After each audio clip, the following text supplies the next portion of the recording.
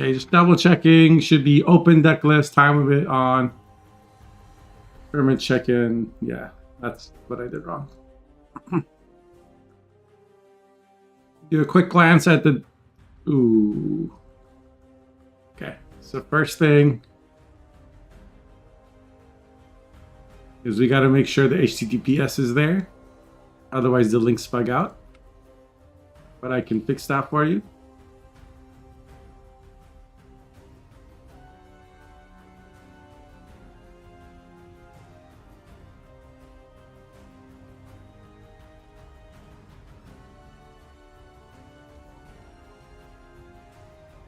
Oh, we're missing one here.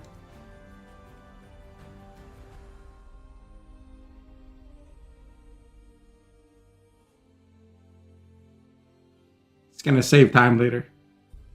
Slanish Enjoyer. I'm gonna increase the deck deadline so you can get to RETN. That's fine. I mean, odds are half your opponents are gonna be RU anyway.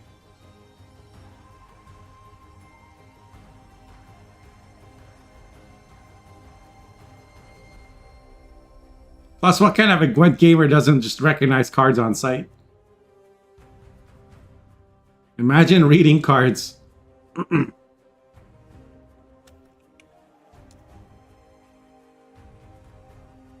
Slanish Enjoyer was able to update their decks. So, we got 12 people signed up and ready to go. That's excellent news. And YouTube is live, yay! YouTube is live. Say hello to YouTube.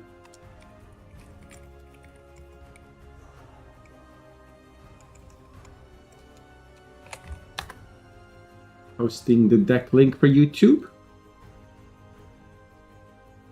Hello.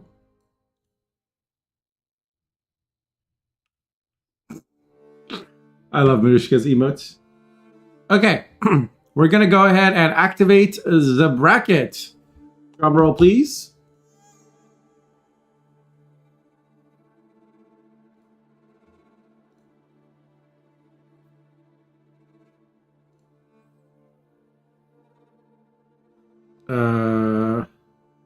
Winter mute, no signal. Says you're in another tournament.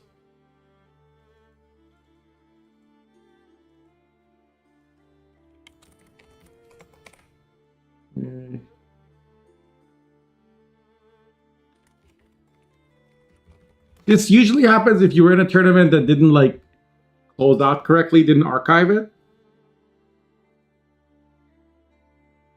Hopefully that won't cause any issues for us. Wait.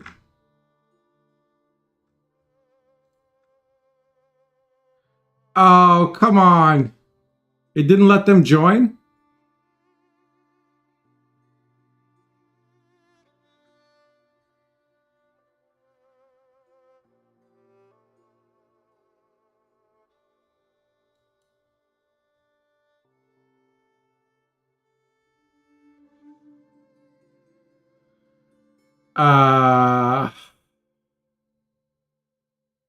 Are you interlope or are you winter mute?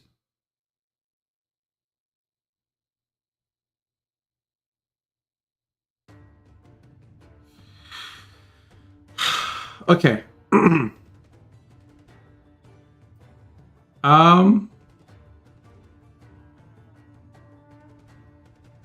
the other tournament you were in got archived now? Because I think I have to set up a new tournament if you want to play. Because it didn't... I thought it would just add you anyway. It didn't put you in the bracket, and there's no way to fix it. Unless I make a whole new tournament. I'm sorry, man.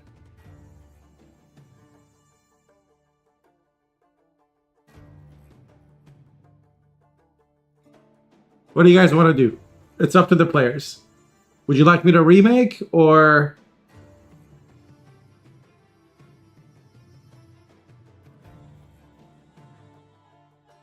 Good job, Ash.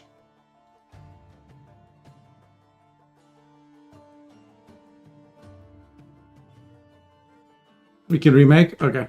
It's just, you just have to wait a little bit. All right.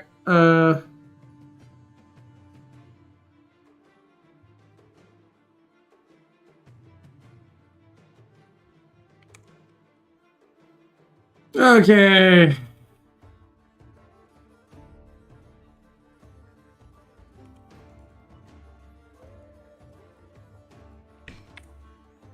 Everyone has to join the new one. For open, time limit for bands.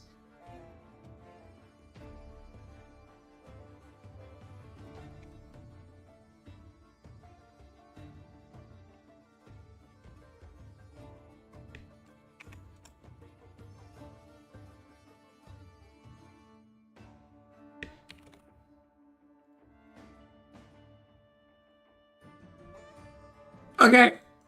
Everybody join this new tournament. I'm gonna archive the old one. Because attorney platform.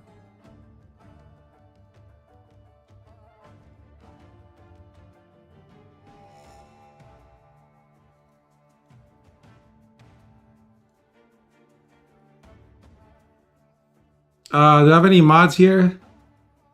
Can you update the command, please?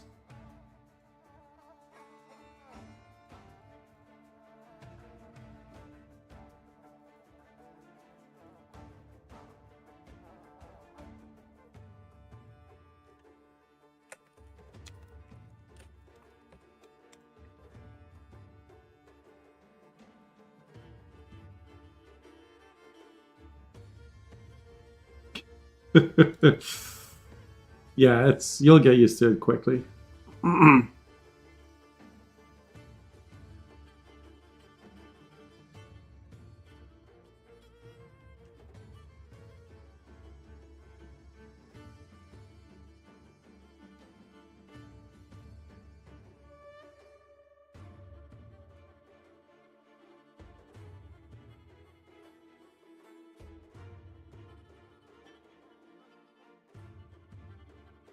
Anyone know how to get a hold of or Gruff?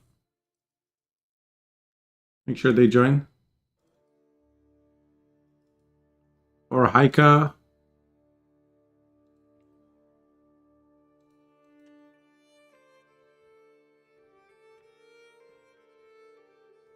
I think that's who we're missing. We're missing Gruff and we're missing Haika.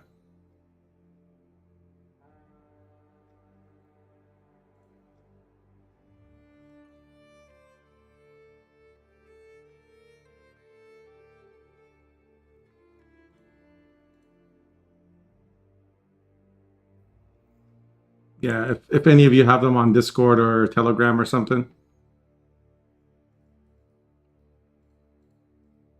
Shouldn't be AFK at the start of the tournament, ideally. And they'll get a notification that I've invited them.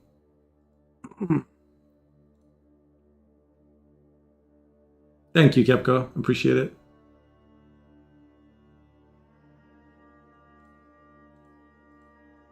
Anyone have a way to reach Haika? Thank you, Sambot.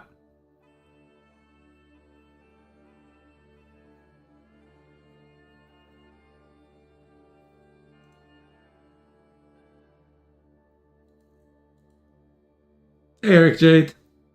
Finally on YouTube, don't know why it's hard to stream here.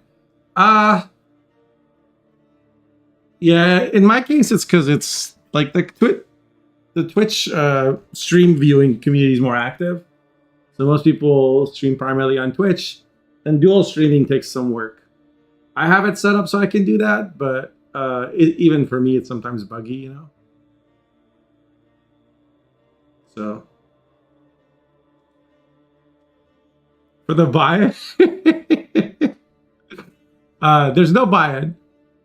5K. Yes. 5K.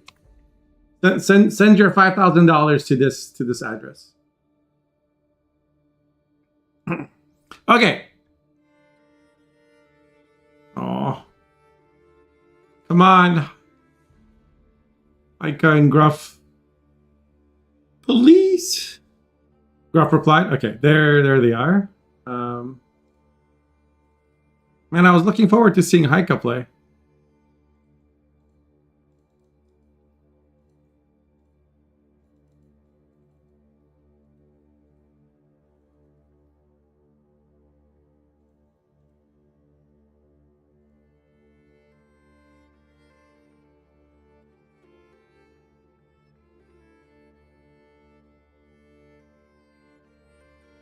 No one has a way to reach them? Sag.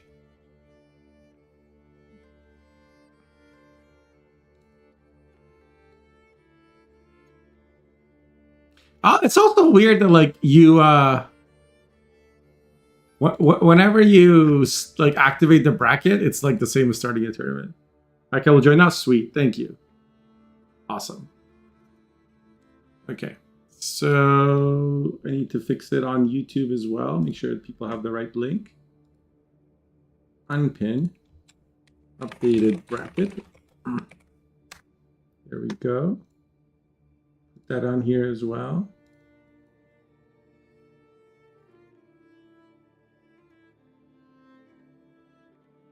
Wait for my boy. Yeah, I was there. There they are.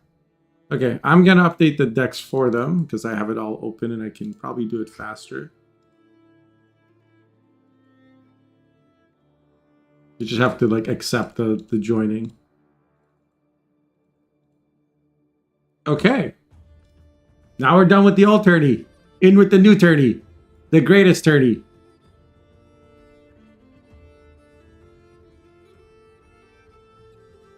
If there's any issues with decks, they can be corrected as well. But let me double check. I think Cobblecat had... Okay. Their links are good. All right, we got our 12 people. I'm going to go ahead and mark everybody as verified. Oops. How does this work? Why do they have 5 decks?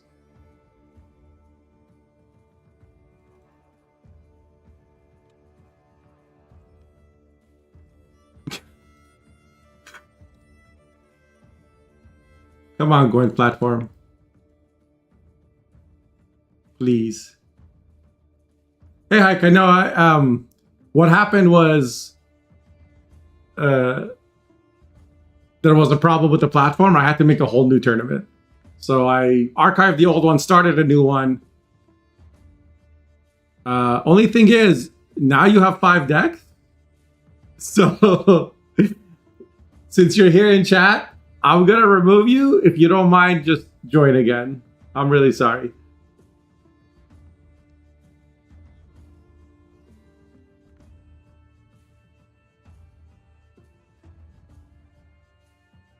Yeah, I'll extend the timer. Don't worry. Just, I'm going to remove you, Haika, so we can fix the 5 decks thing. Sorry for the delay, guys. Looks like Lucas is joining as well. That's fine.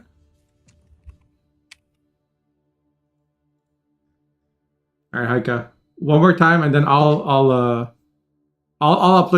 fix your decks for you, and then you can just review them. All Bill and Ballista abuse decks? Yeah, we could have an NG only tournament. It would be probably the only one faction tournament that would be interesting, I think. Okay, sweet. So, Lucas, you can upload your own decks because I don't know what your decks are. Aika, I'm going to upload your decks for you.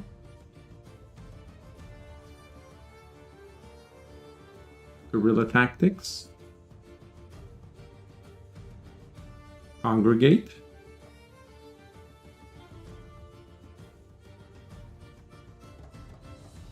And White Frost. I believe those are your decks.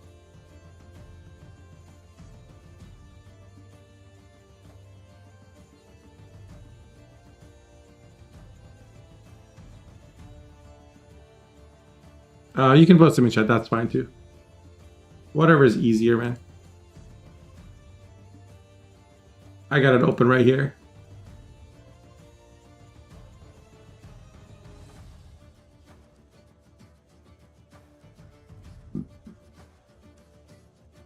Why so popular this week?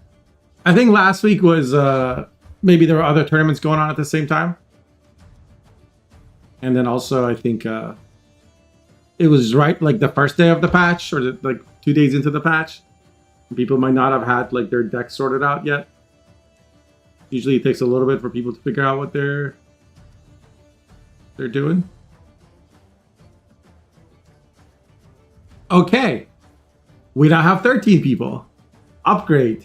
That's, 9% more tournament. Good for us. Exciting. I'm going to mark everybody as verified. Please just, if you're in the tournament, just have a quick check of your deck list. Just make sure it's right, because I put in some of these for you from the old tournament. And if there's any problem, just let me know. I'll fix it for you. So it begins. We will now activate the bracket.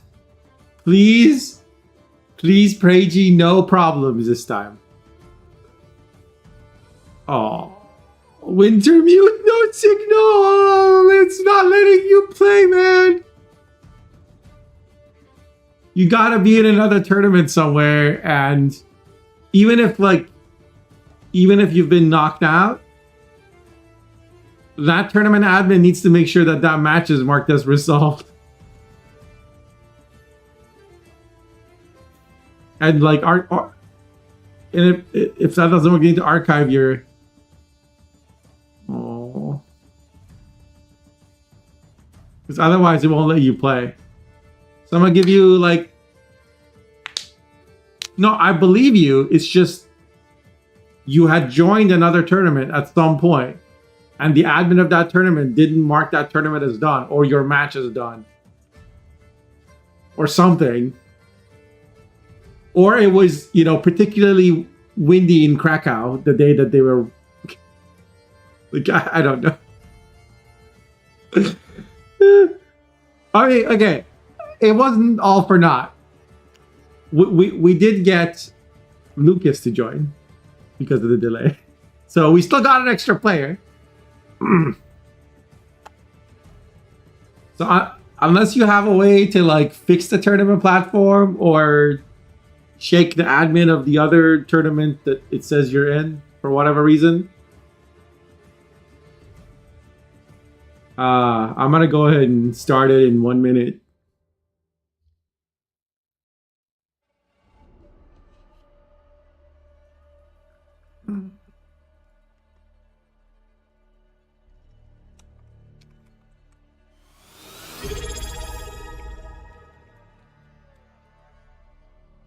What was that? Can I get a sub?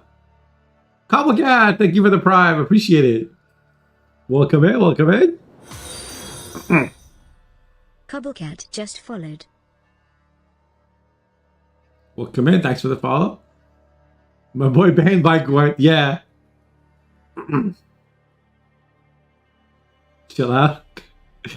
Yeah, my mod's a little thirsty. My bot. It is what it is. Okay, I'm gonna go ahead and activate the bracket. I'm sorry, Winter's Mule. Berza says you can't play today. So it is what it is. Okay, here's the tournament. So, we got Mimic, Killer Ganon, Kepco, and Youngface getting a bye. Lucas Legends will be playing Docker VT. Slanish Enjoyer versus Cobblecat. Last Days of Gwent versus Tyexi. Haika versus Salminger. We're going to be watching Docker versus Lucas, I think.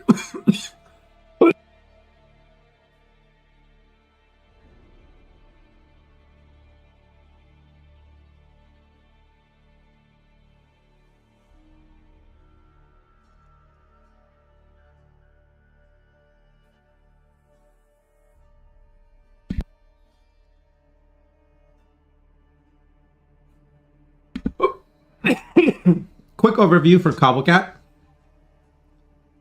Since it's your first time, you in the bracket, you want to click on your match, the match that you're in. You'll also have it up here for you since you're a player. In here, once I start the tournament,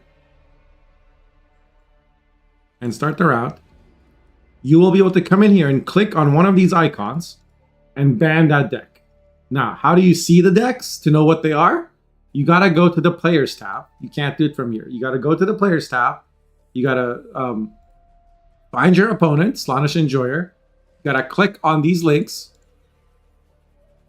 And then you look at these decks and you decide which one you want to ban. And you got to click the icon that you want to ban, and then a little yellow button will appear and you press that. Once both players have done the ban, you will see it will take a while, but this page will update. You'll get an invite if you're logged into Gwent. Hey Slitto, you'll get an invite, and that's when I usually refresh my tournament page to see what coin I am. There will be a yellow circle and a little 1 number if you're blue coin, and there'll be a gray circle and a number 2 if you're red coin. Good enough for government work. Okay. Well, good luck. You can open them, and it's open deck list, so you should be able to see your opponent's decks.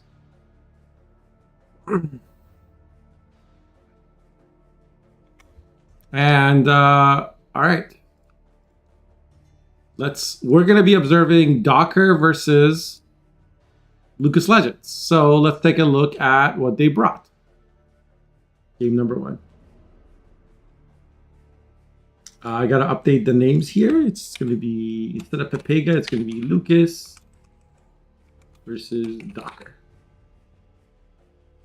The games are best of 3. It's conquest format, which means if you win with a deck, you can't use that same deck again. And then also, the finals are the best of 5. Okay, so let me pull up real quick. I know the players are ready to go. Lucas has brought a Pashala Fury Ragnarug Sov deck with Initiative Regis. Very cool. And Ulfadin. All right. Spicy stuff. We got a double cross deck. Double cross Assimilate. With Anna. We have an NR Drog Renfree deck. Interesting. With Neutral Bandits. And Araka Swarm Hive Mind deck. With Yen and Mamuna. So that'll also be interesting to see. On the other side, what Docker has brought is Guerrilla Tactics. This is a Shearer deck with Milva. We got here a Line Pockets Cleaver deck. Cleaver, Casimir Bass. Wait, there's no Cleaver. Yes, there is. There's Cleaver. Cleaver, Casimir Bassi, mid-range Crimes deck with Ruin's Treasure. We have a Renfree discard Blaze of Glory deck. No Compass in this one. Just a standard Renfree deck. And we have a Fruits of Yisgith Erendite deck with Lilith's Omen. So it's got Mamuna and Bloody Mistress. Okay, let's take a look at the bans real quick. The bans are Araka Swarm and Line Pockets. Lucas will be blue coin, Docker will be red coin, and here we go.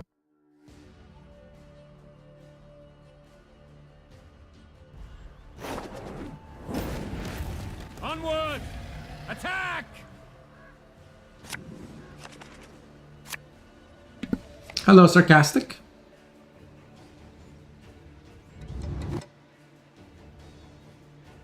Wait, what happened? Let me look at the bracket real quick. Kepco is going to be playing Young Face. We're going to 100% be watching that. Check this out. They both got a bye, but they're still playing each other.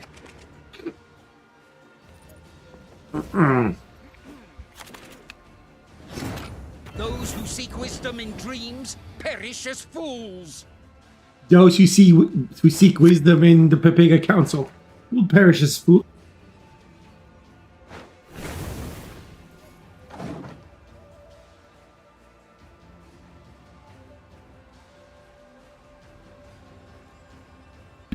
Potato hydrate.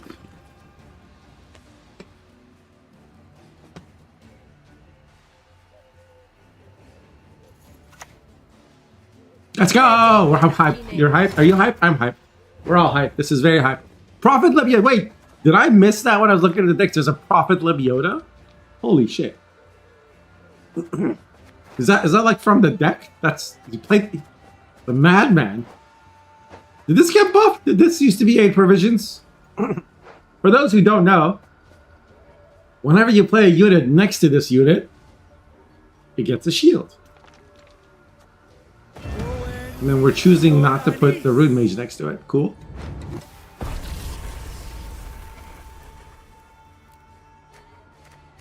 These are some pretty terrible Scoia'tael choices, if I'm being honest. I guess this is fine. This is 6 points. Death awaits us all. And because it gets the shield, it pulls out the Secret Service. Spicy. Docker says no Secret Service. And is gonna use Morin to lock the Lebiota. Well, Lebiota at least got a lock. So this deck has Initiative Regis and Sabrina. So it's gonna be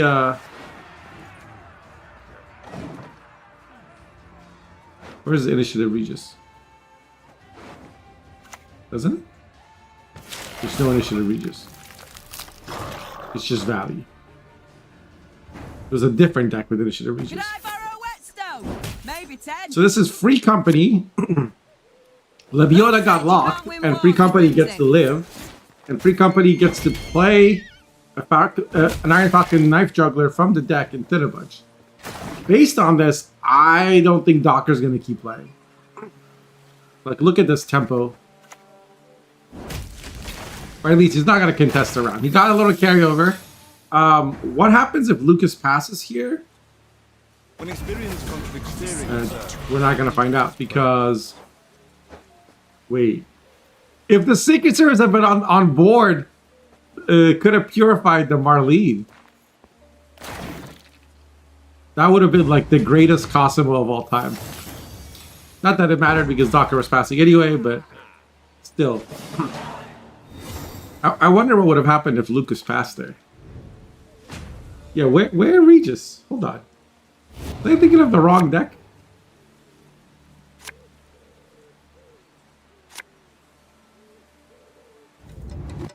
Oh, the Regis is in his SK deck. My bad.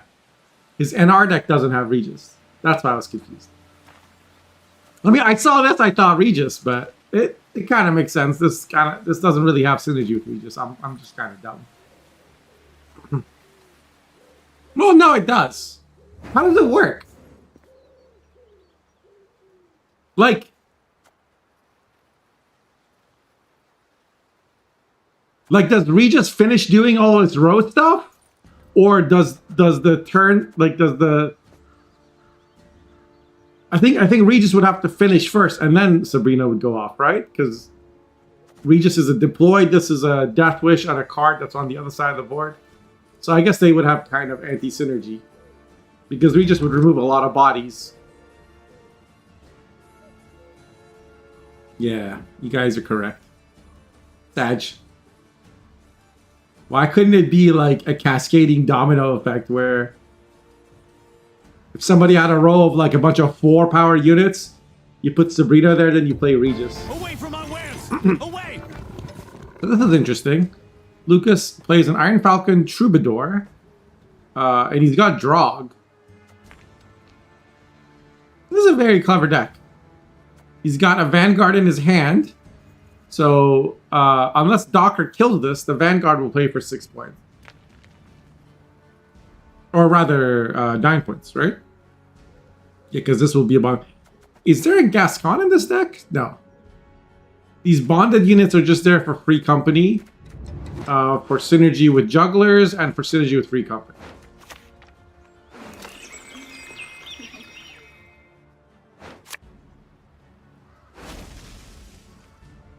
So we see Call of the Forest into Fauve, into Circle of Life.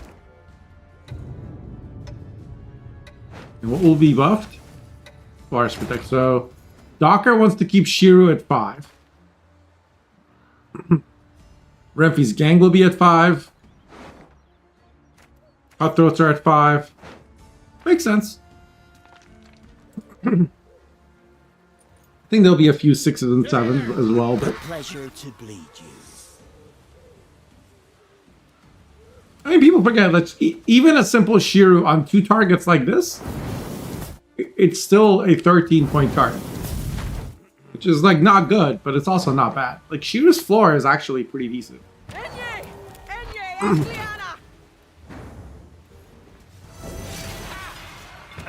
So Lucas is gonna leader and play Renfrey here. Plays it between 2 even cards, so I don't get mad. He's got Sloth. Damage 6, damage all by 1, destroy 8, stratagem. Basically all of the good choices.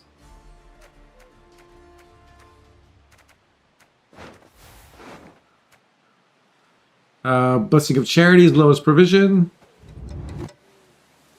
Yeah.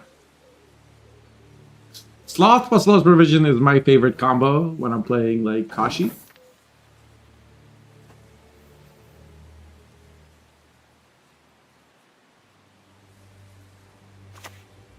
No mercy!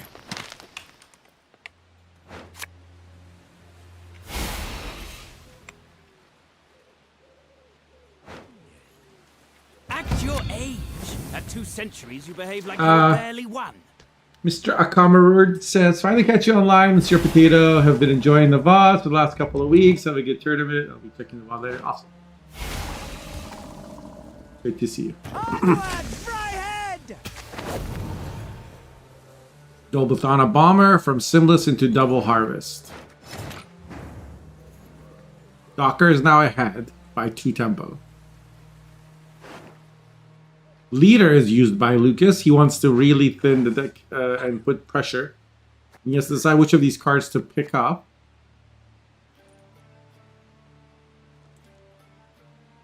Either Cutthroat or Vincent. Is there a good Vincent target? Not really. Stay true to our way, we must always. Destroy a 2. There's multiple targets for that.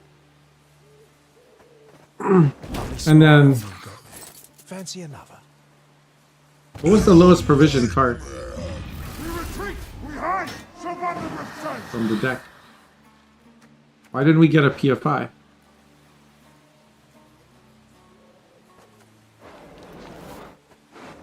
Oh, because these are now 4 provisions. Since when are Cutthroats 4 provisions? I didn't know that. I trust no one. Never have. Looks like we're about to see a Shiru on the 5s.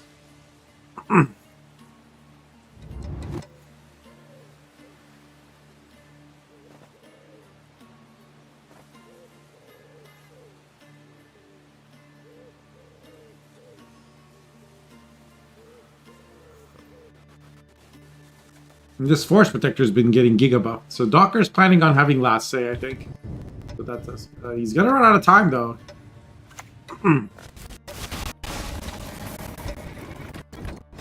Okay. He could have played Shira there, but he opts to play Rebuke instead.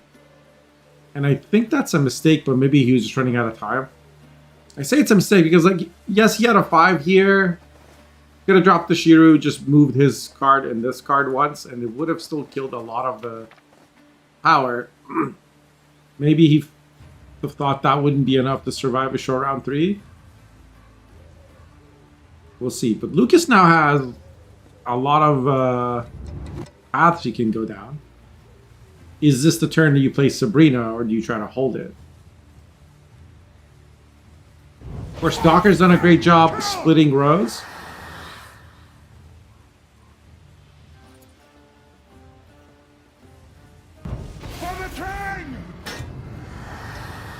Now Lucas is running out of time. 1 crown per corpse. Have we got a deal? So the second Cutthroat comes down. Doesn't get the bonded synergy because the first Cutthroat was transformed by draw.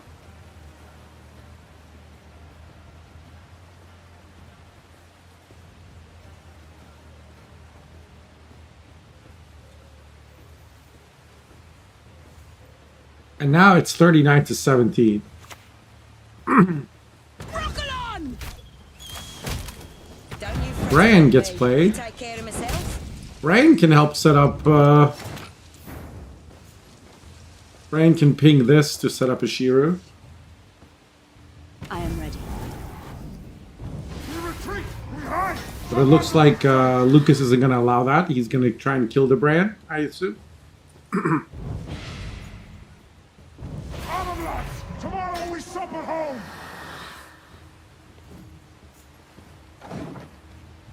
$44-12. And Docker now has to deal with a lot of 5s. And he can't, or a lot of 4s rather than 5s. And he can't really do anything about the 4s. Because his shear is boosted.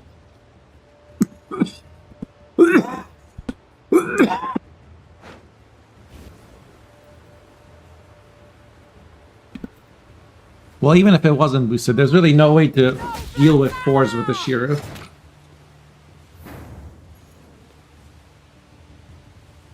Lucas is basically running out of cards he wants to play, I think. I'm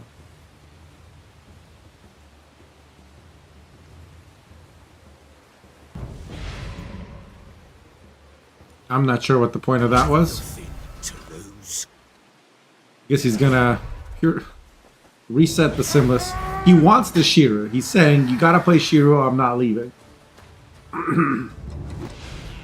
And he finally clicks the last Revenant. That kind of says Lucas is gonna get out of the round soon next.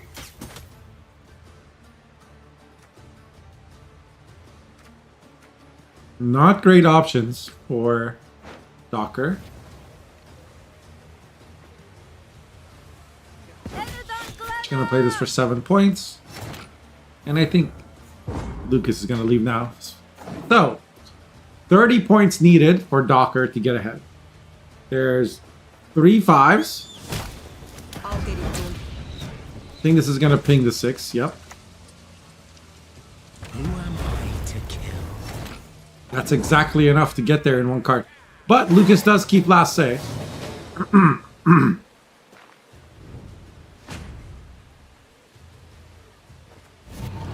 And Forest Protector keeps all of the carryover. There's also a Gourd in the deck if Docker manages to find it. He's guaranteed to get it, right? 1 mulligan remaining, 2 cards in the deck.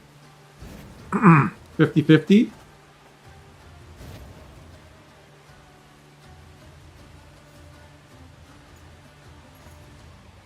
Will it be Gourd? It is Gourd. Okay. So Docker dodges last card Gourd scenario. And Lucas just has a Vincent, which isn't really going to do much. Like, Vincent will play for 6 points. PF5 will play for 6 points. And a Geralt, which will kill the Gourd or the Forest Protector. But I'm not sure that's going to be enough. Have you seen a fuse lying about, have you? It looks like Docker might have this one. You can try to win them all. Fire Technician, of course, gets a little bit countered by the PFI.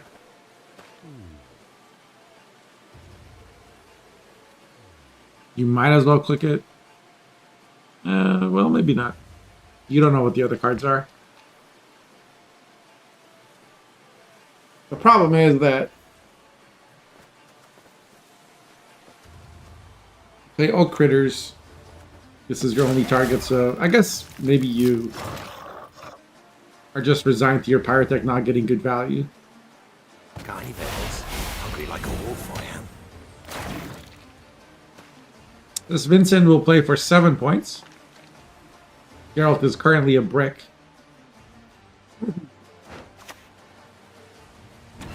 Not anymore.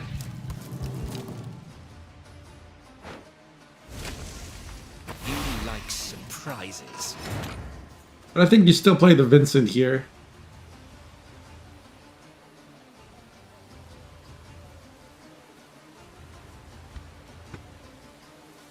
You know your opponent has a Gourd. You know that a Harvest was just played, right? So you know the Gourd will be 16 points. This is 12 points. But I think no matter what Lucas does, Like if this was a Baron, then Lucas might win here. Like it, but you sure as shit need me. You could even have floated to Vincent, honestly.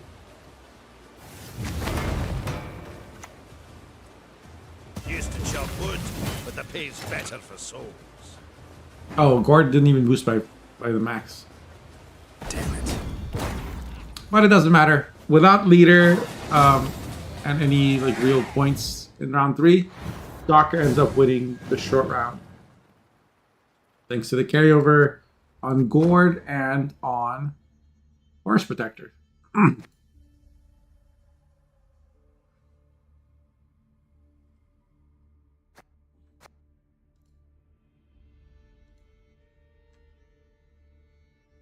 So now we go to game 2 between Docker and Lucas. This time, Lucas will be red coin. Docker will be blue. And will we see Parcel of Fury here or Double Cross? I don't think we see Uprising from red. This is the Double Cross deck. I mean, we might.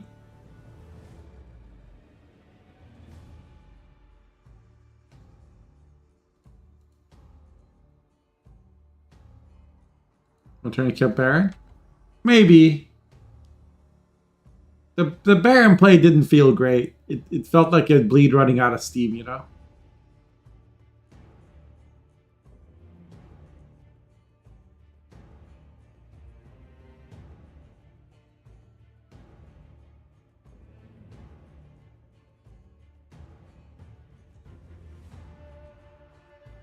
What will it be?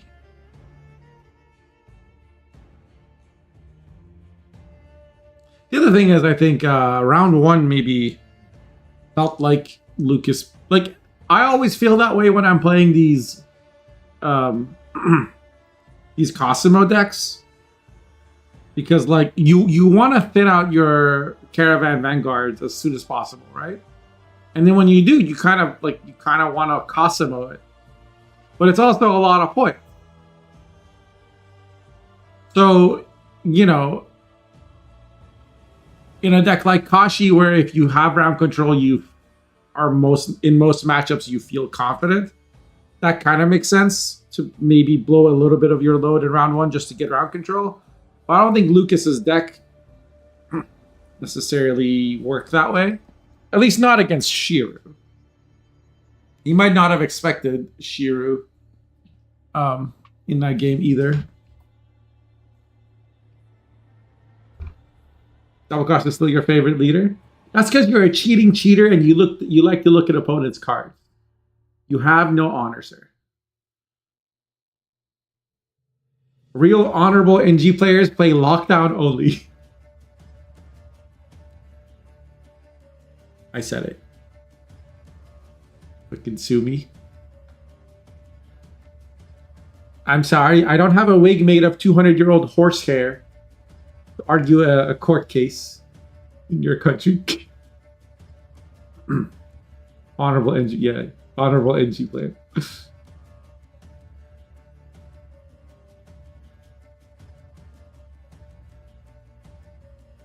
You are no Nilfgaardian. Oh, they're waiting on me. I'm sorry, guys. I am the world's worst host. Officially, I suck. I have brought shame to my ancestry. I blame, of course, not myself, but Ash.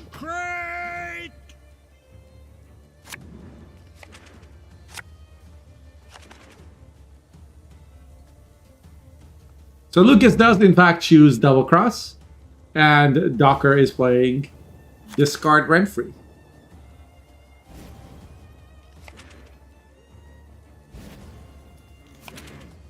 Armed gunman. Okay, listen, this anti-American propaganda needs to stop. Or we will send the guns.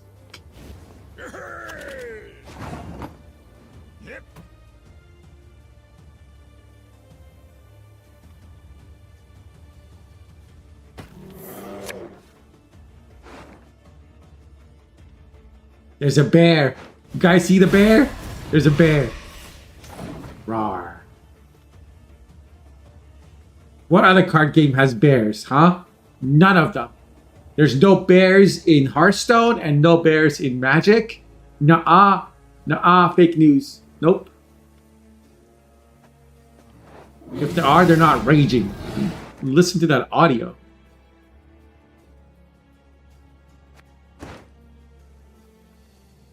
So it looks like Lucas is playing Torres. And gets, you know, there's some really cool choices here. An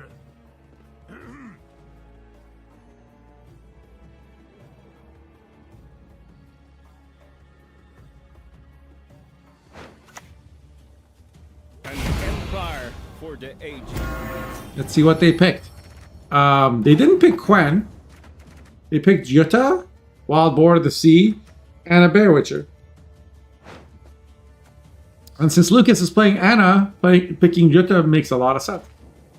I might have expected a Hjalmar as well. A pleasure to bleed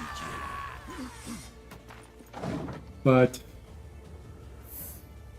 they could always give Spine to Hjalmar the old-fashioned way.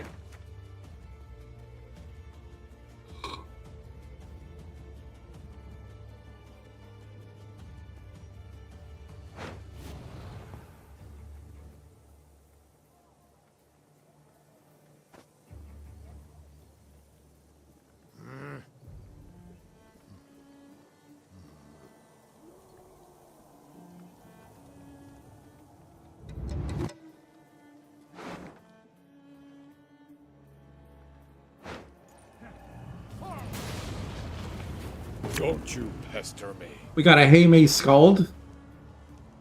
What are we gonna discard? A Joust. Makes sense. Joust doesn't have a lot of value against this deck. Hey, listen here. Listen well. Let's not get in the way of me. I don't anticipate Lucas staying. Oh, double. He usually wait. What? Lucas using lead around one is actually really surprising. I'm sorry I missed that. I was looking at something else. It's kind of crazy, isn't it? A shame I have no time. You stand before the Queen of Skellige.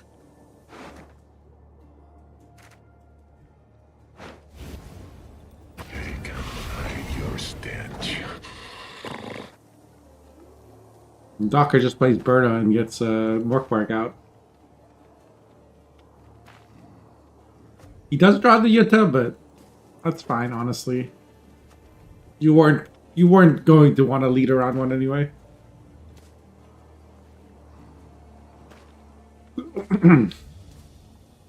Can Lucas get away with playing a Diplo? I'm not sure that he can, because if he plays Diplo and Docker passes, with Torres gone, there's not a lot of tempo left.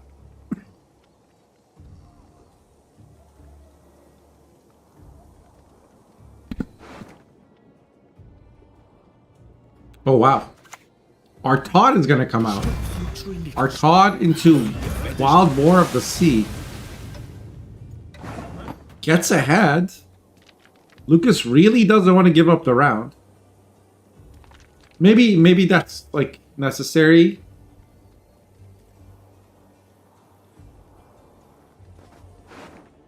With Artaud gone, What are you gonna do, huh? Lucusia is no longer a liability to play, right? Because this deck doesn't... There's a coup.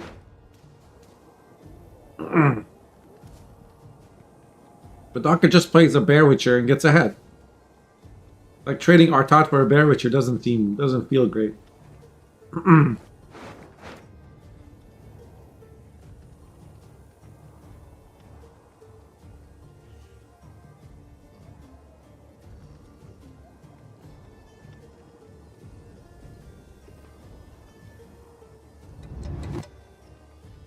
I think Lucas is doing math to see if he gets ahead by just playing like Remedy or Diplo, and I gonna be difficult.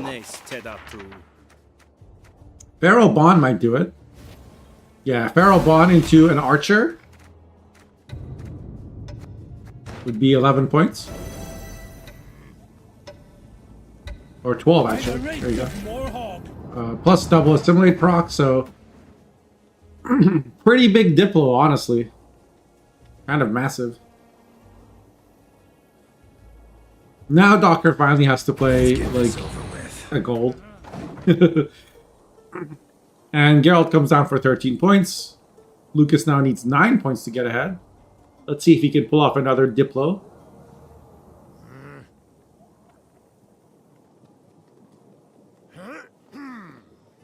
Can have Calvi. Oh, is that why he leadered? He leadered to get the skull to get to the Calvi? I see, I see. Thank you, Armand. You got destroyed, Taxi? Good job. Statistically, 50% of players lose in round 1. Just saying.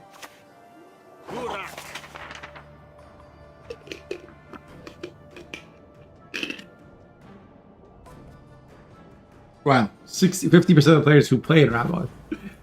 That's why good players skip round 1 altogether. This Oncrate Marauder didn't hit the Skellige Wolves. Oh wow, Lucas is gonna lead her? Oh no! He hits a Geralt because of the rope. Oh my god. Tragic. Docker's basically like, he's so happy right now. He's got Quen, which is impervious to coup thanks to the shield that it has.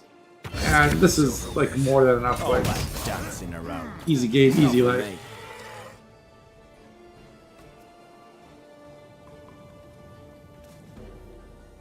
Ties are not possible in round 1.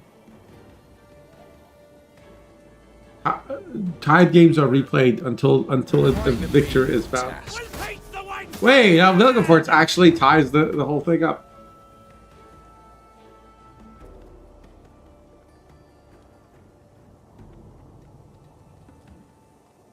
Honestly, Docker could take the pass and be fine.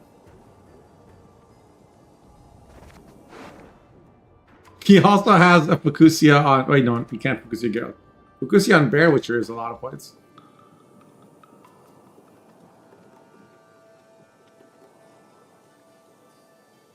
But if it's me, and I have Leader, and opponent doesn't have Artaud, or Vilgefortz, or Leader, yeah, I just take the pass.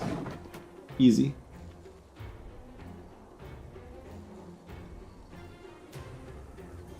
If that rope hadn't hit Geralt and had hit a 7 instead, then Docker wouldn't have this pass right now. Be forced to play Fukusia. Target acquired.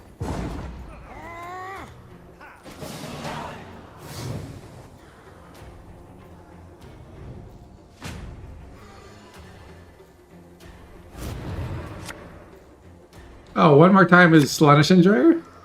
Cool. Cool.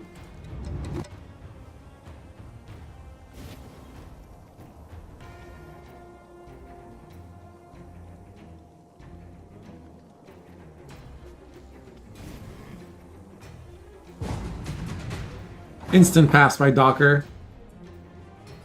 Wait, what? What happened? I thought... Oh, Lucas didn't take the tie. Okay. My bad. I was looking at the bracket. So, Lucas played Assassination. It makes sense. So the thing is now, Lucas has last save, but no Vilgefortz. And... well, he did get, like, a decent round length.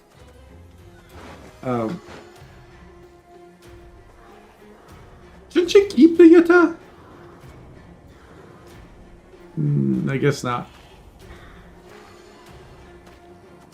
It's basically going to come down to Wild Boar of the Sea and these two living. But between Hjalmar and like Renfrey, Rain, I don't really see these engines surviving.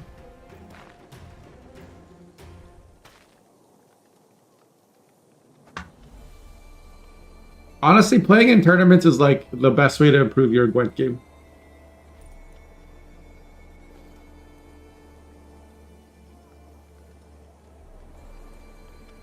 open deck list really makes you think You can kiss my tail goodbye. about how to sequence things, and then lineup selection is something that takes a lot of skill. What deck to queue with takes a lot of practice too.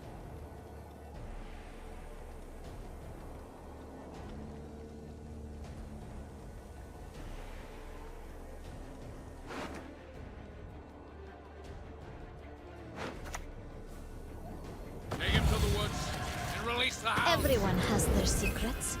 Everyone. So we see Brockton's come down from Lucas. A beautiful pair of legs, please. Meanwhile, Docker's just playing Hofrus.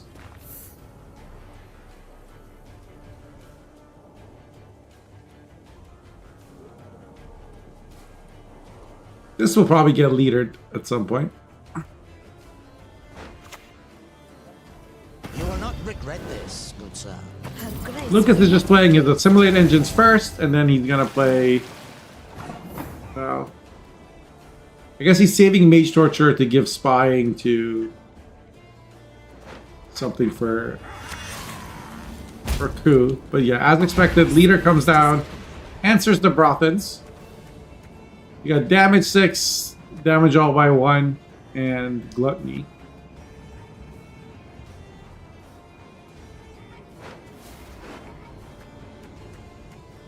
Lowest provision, odd even, and cooldown 8.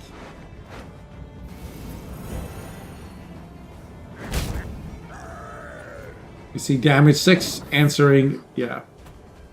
So both assimilate engines are now gone. My prescription, a bit of bloodletting. So Remedy's going to be into a bear, which I am. Wait, what?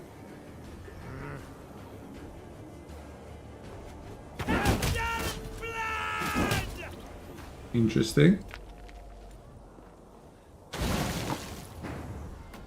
I guess it's to get more Wild Boar the C value. No! Darren is played on the front row because Morkvarg is gone, and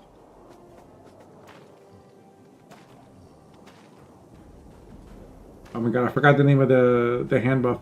This card lady. Hey Baphomet. Hey Pio. Good to see you.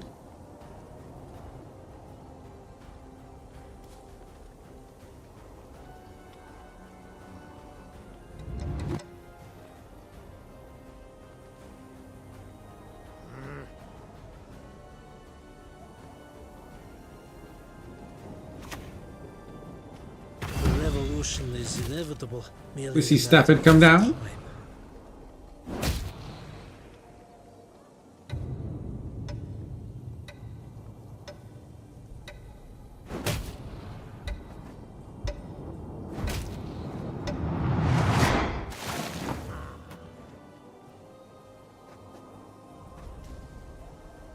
Lucas almost running out of things to hit.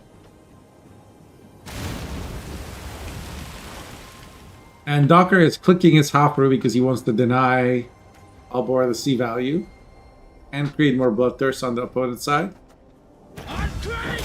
Yalmar removes a Hofru and gets 2 points from leader passive. Docker's doing a great job with leader passives. Set up another 2-point boost here between these two cards.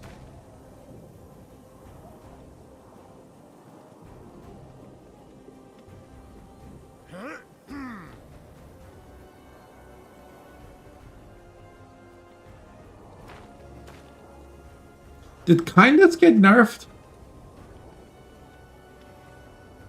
I think it didn't always say the first time, right? That was the way it got nerfed.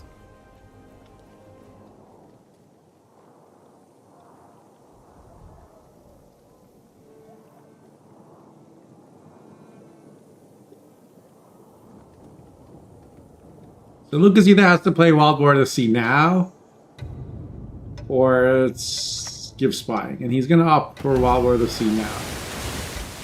Wild Boar has to be played melee.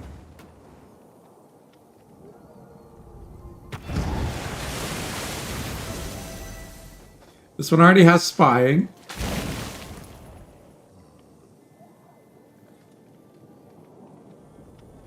Docker's keeping Fukusia to deny two on Fukusia. Makes sense. I think Lucas just has to play Mage Torture now. I know the Just truth. spying to Hjalmar. I simply want Makes you sense. to admit it.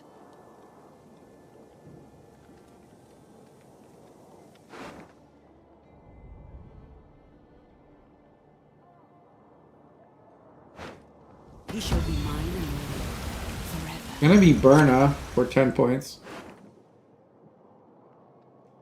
And Fukusia itself will play for an extra 6. And eat me girlies. Looky here. It's gonna be, we're gonna see a coup on Wild War of the Sea probably.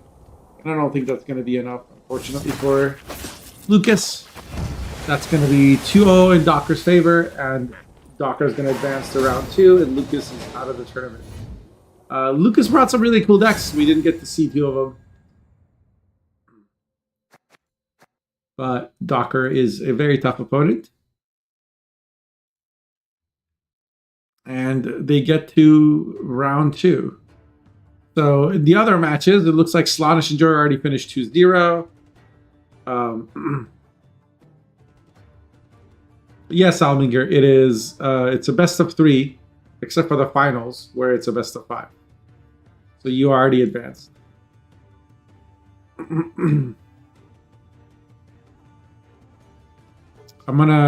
So it looks like Docker will be playing against Slaanesh and Joy, Mimic against Killer Ganon.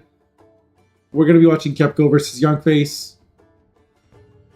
And Last Days of Gwent will be playing against Salminger.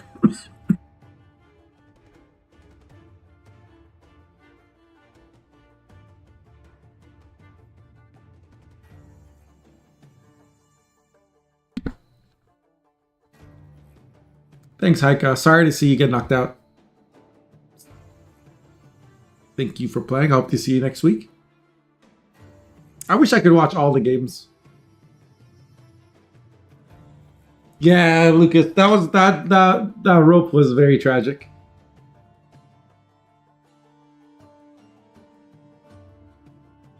Haika had Fukusia in hand and Yuta. Round 1.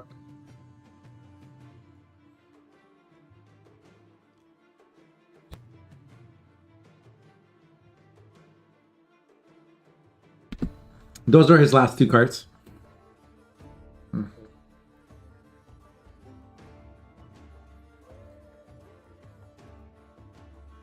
Did I start round 2? I did. So Kepco and Youngface, the legendary rivalry.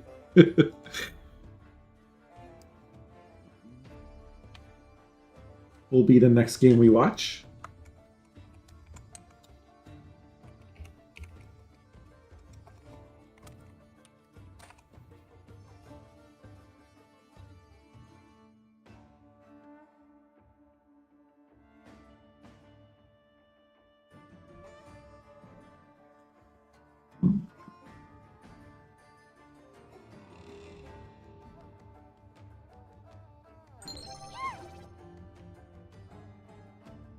Let's take a look at their decks.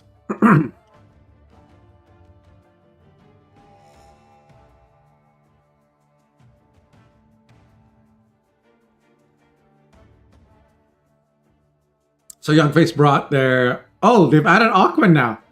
What? Youngface playing Aquan and Aithna in their symbiosis. Very different from what we're used to seeing. This time it's Devotion. And then we have a Thrive White Frost deck. Interesting. We got Neckers and Wild Hunt dudes and Drago Larva and Slave Traders and Red Riders, Toad Prince, Winter Queen. Is there a Caranthier Golden Child? There is not. There is Eternalia and an Alberon. That'll be interesting to see. We have an Onslaught list with Heatwave, Krakon Crate, Yostiana, Ulula, Hjalmar Seawolf, Lacerate, Iris Shade, Double Alberdage, even at 6 provisions. Frenzy Dow with a Rock Barrage. Okay. Young Face is cooking. Hey, YOLO.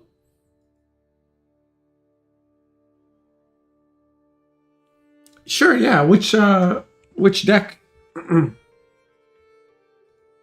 Was it one of my decks or just somebody else's deck?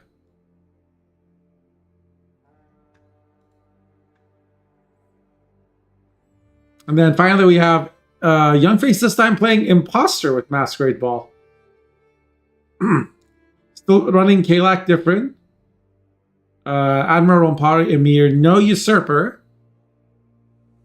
But there is Masquerade Ball, Art Fane, Imposter. A little bit different from what Young Face usually plays, but a little more standard, I guess. And then we have Kepco with Cleaver Crimes, with Tavern Brawl and Evelyn. And a Wheel of Fortune. Okay. And in our Inspired Zeal deck with...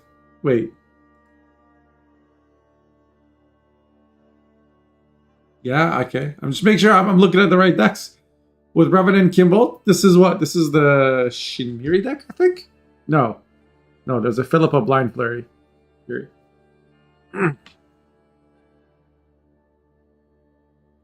Just put it on Imager or something. Or post it on this in my Discord. In the Gwent channel. Hey, Irays, good to see you. So this has the Philippa, Priscilla, Boiling Oil. We have a Deadeye Ambush deck with Yorvit's Gambit. Okay, we've seen Kepco play this deck a lot. There's an Artifact Compression this time.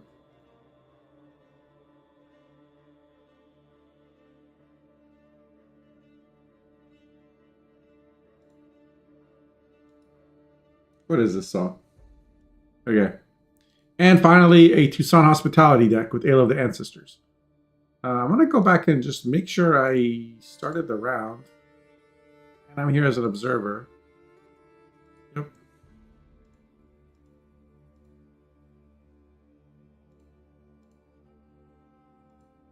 I'm surprised they haven't done their bans yet.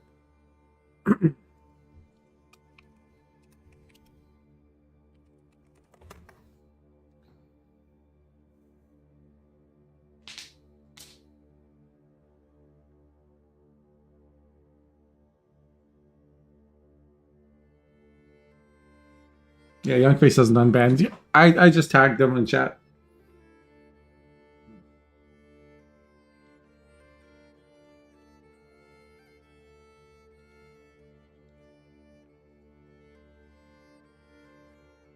Are you doxing Youngface? Kepco, is that what's happening? Be honest.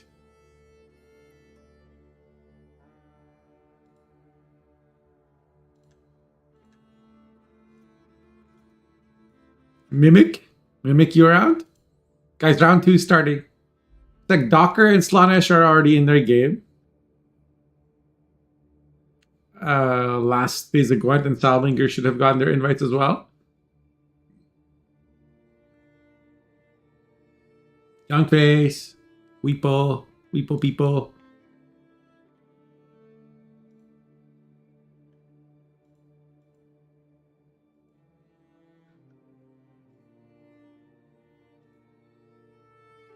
Maybe I want to try this deck. I don't know. I don't know if I like the Slave Trader. How many Thrive cards are there? 1, 2, 3. That's it.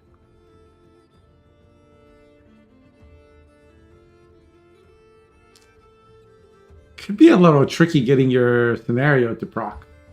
Like if you have scenario but not enough Thrives, is really, really painful.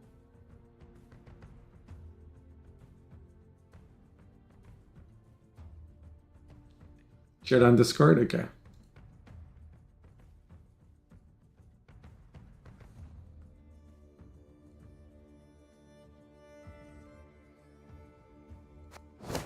Yo, Young Faces hit back. Okay. You got Sabbath, you got AQ. Okay, this is a triple gurney deck. Yeah, I'll remind me at the end of the tournament. I'll try and build the rest of it for you. Winter Queen used to thrive? Did it? Man, I don't even remember.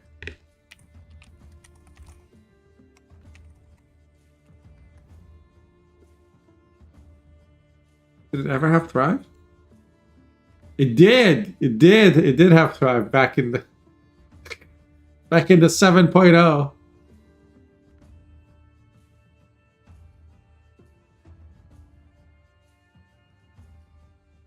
And then they reworked Frost. Don't thank me yet. I'll probably forget. You'll have to remind me at the end of the tournament.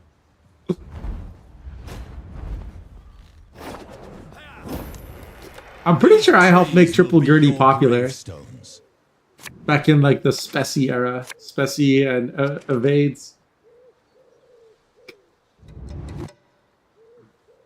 Well, I tried to get Specie to play it, and he wouldn't. He ignored me. So I got Evades to play it, and then it like became popular, and then Specie like started playing it, and then he was playing it for like that's all he was playing for a whole month.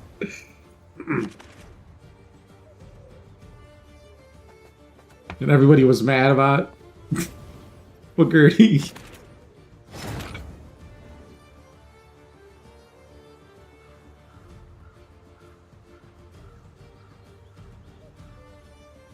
Piece of limbers.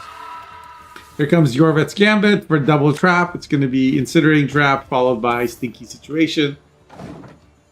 Where basically no matter what you play, it's going to proc. It's a little bit tricky for Youngface because Symbiosis doesn't have a lot of cards more than 5 power. So whatever he plays is going to die. Could play a Falve into... You don't really want to, like... When you're missing this many key golds... You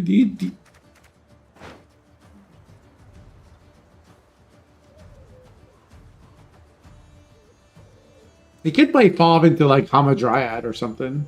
That would be... He just opts for all critters. That's fine too. Broken? Oh, how so very unfortunate. Kind of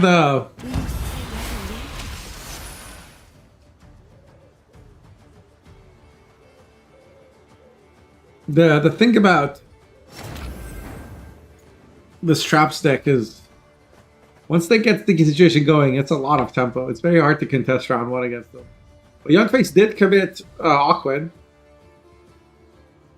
And it's unclear to me if Kepco can answer it. Hostage Taker is only a 2. Time to die. I'll do so sword in hand. Did we just see 2 leader charges?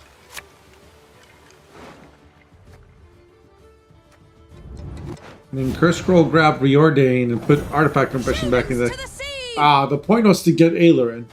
So Kepco wants out of the round. Since Aquin is played and you can't answer it, you run for the exit as fast as possible. Now, Youngface, I think, does fine in a long round.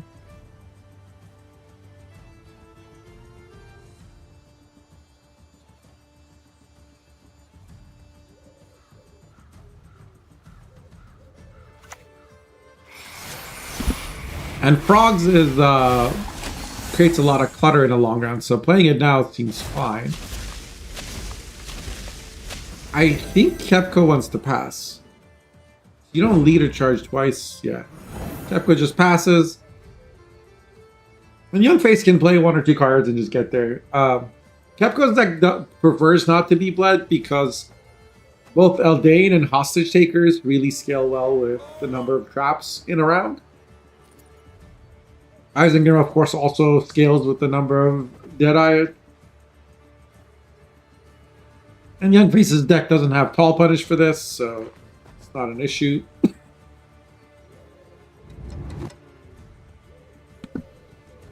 To commit Aquan and then not like really win the round is a little bit unfortunate. But Youngface has a history of like 2-0ing Kepco. I would even close my ears. That's just stupid. With his symbiosis decks, and so maybe Kepco just really wanted to make sure he doesn't lose the round. If it wasn't for the 4 points from this trap, Youngface could, you know, get out or whatever. I guess 8 points in this case. Because this is 3 points a turn, right? The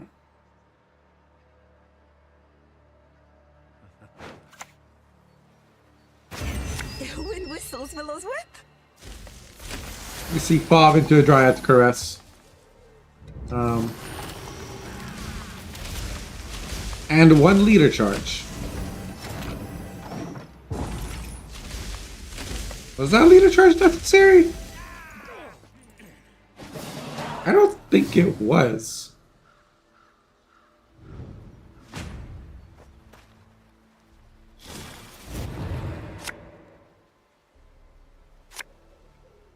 Because leader's just 3 points, right? He won by more than 3.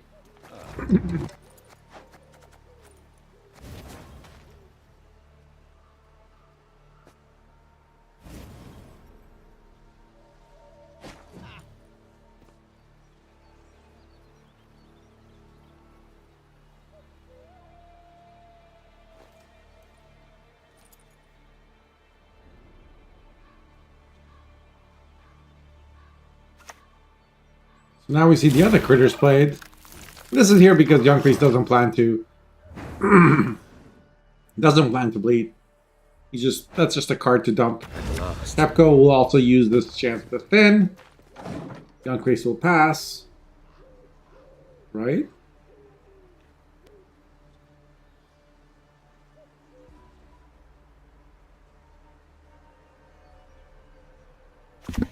No, Youngface is not passing. And I don't think Youngface expected the incinerating trap there. He thought it would be like deception, I think.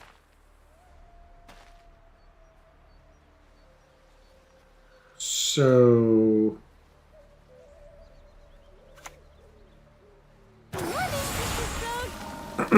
now Pitfall comes out, doesn't kill the fledgling.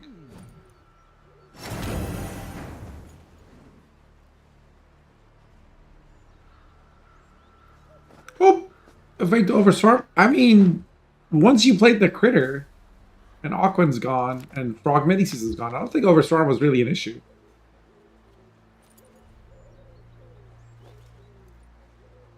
But to push down, like, 3 cards is kind of insane behavior. Not gonna lie. Like, down 2, yes. Down 3. I don't know.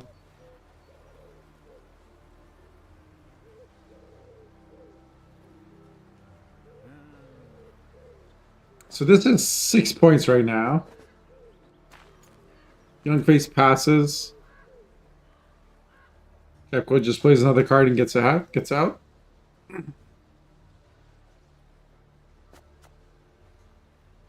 Currently sees 3.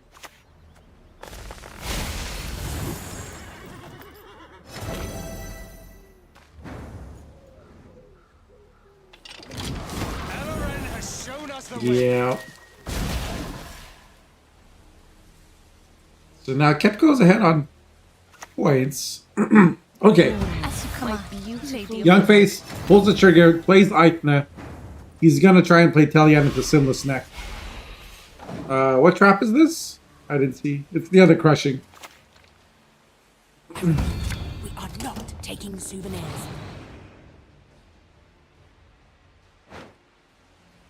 You are no lunet of mine.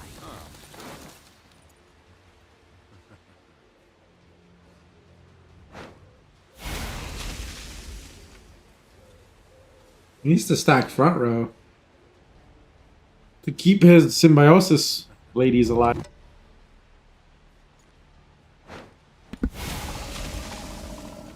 But everything's going in the back row.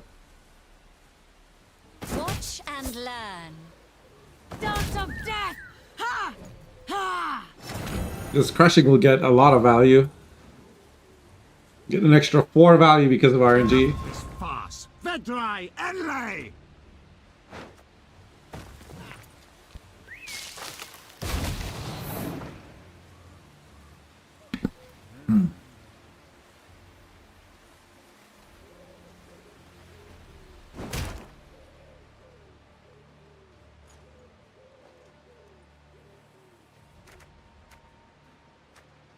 Probably a Dragoon.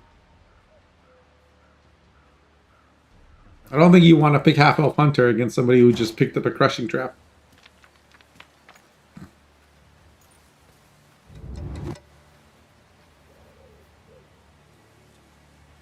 Young Faces draws. He's got Call of the Forest, Isengrim's Council. Wait, there's no Gore. So... Peace with humans? A Bythos!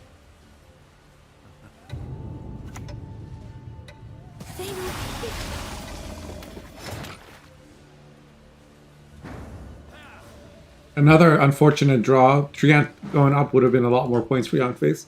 Or not draw, spawn. Freedom. Here comes Reordain into Deception.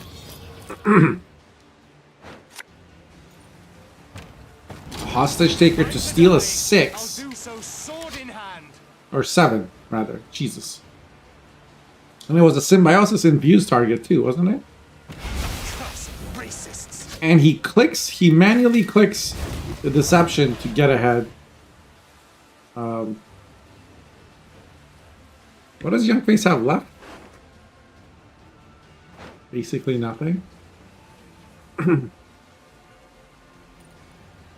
Face can get ahead by playing the Pawn Keeper.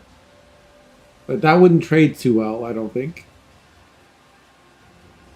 He's in trouble. I guess he didn't choose to bleed down 3 cards. He chose to bleed down 2 cards. Stay back! Or I'll...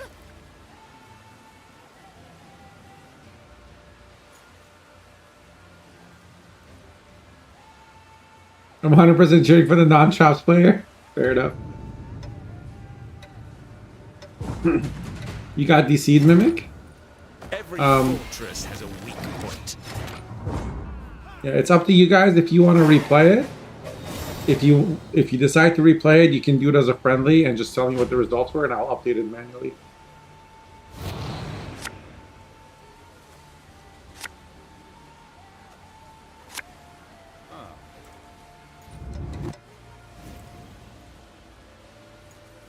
So there's like 1 trap left for Eldain.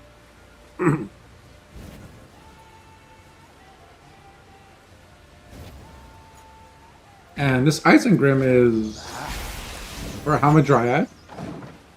Young Face does have 2 leader charges. No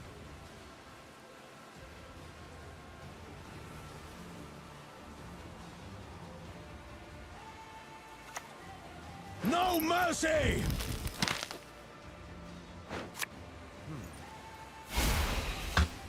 Though trees live longer than humans, they need protection from them.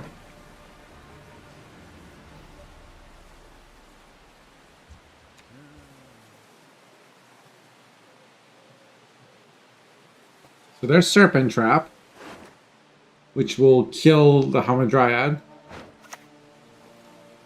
Well, maybe not. Kills the Forest Protector. Well done by Young Face, actually. Step carefully. You're in my forest now. You know, it's gonna be close. It's gonna be the other Hamadryad, right?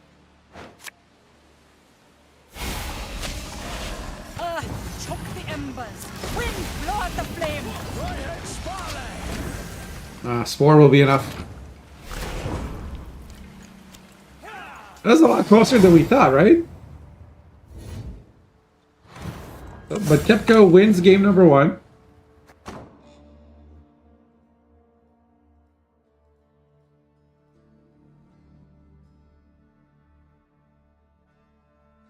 Like a questionable bleed?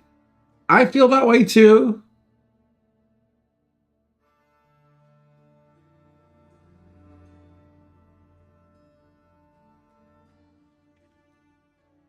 Okay, yeah. You can take the technical win, or you can do the replay. You can't do the replay and be like, but I was winning anyway. Well, I mean, you can. I guess.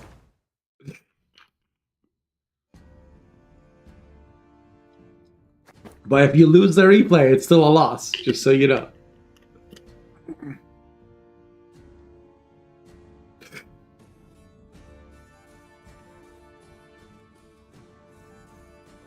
Okay, so what from Blue Coin? Are you in the correct invite now, or will it be reset? Oh, was it your first game? Does the DC happen in game number 1? Okay, I'll just reset up for you. Pick the same bands and pick the same decks. What were the coins? Which one of you had blue coin? Quickly tell me and I'll set it.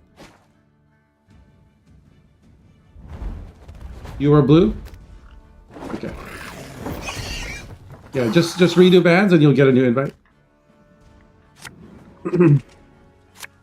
Sorry, I just assumed you're in game 2 for some reason. I don't know why I thought that. Okay, so Young Face is playing Thrive Frost, and Kepco is playing Tucson Hospitality. This should be interesting. He's updated his Tucson deck. He's running a Phoenix this time. Got Ivar. He's got Rain Farm. He still has Ale of the Ancestors and Beauclair. This is still a Calvite deck with a few tactics. So as I was saying about the soak. NL Aristocrat played round 1. No scenario in hand. But there's not a lot of gold in the deck. So I think the odds of Young Face being able to grab scenario with Naglfar are pretty high. Kepco plays Diplo, gets a Noon Wraith, which is 6 points, but -2 if it dies.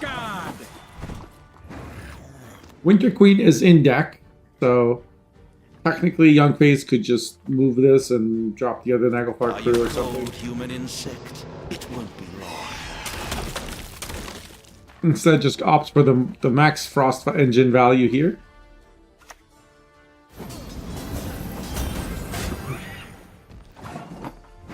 There is a Buhurt. Kind of takes away dominance, although in this position it doesn't really matter. And receive an extra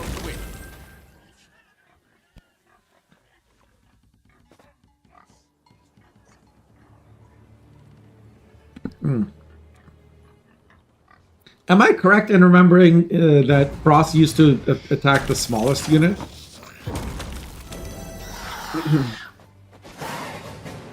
And Fog used to damage the biggest unit?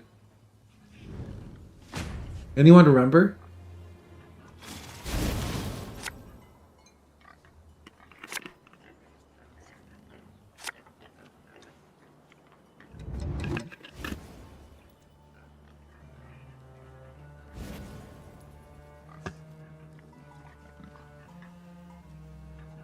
You say all units of the same power. Wow.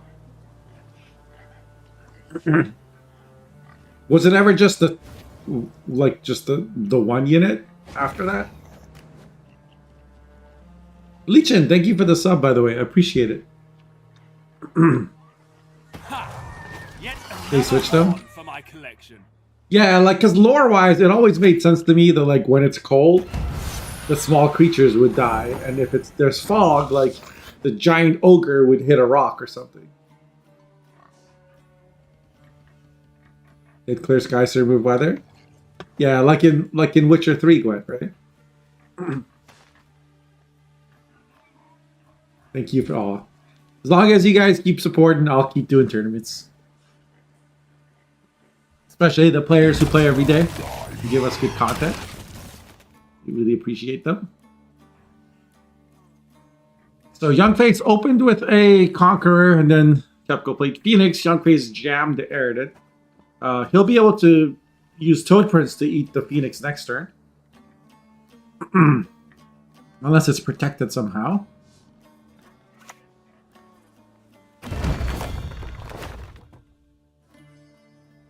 Kepco's considering using Ale locally. Oh, but because of the passive, it boosted by 1. Will we see Riptide here?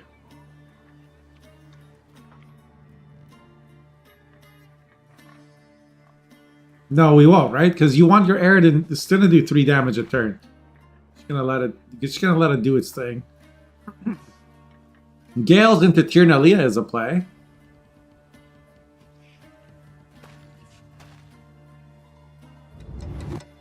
Still have the DC message every turn. Snatch times.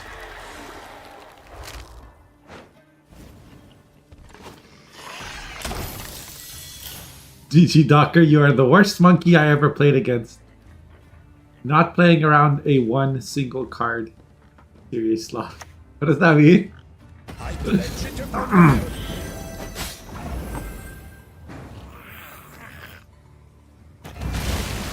Riptide answers the Milton. Milton's a very important card. And then Frost finishes off the Phoenix that had Vitality.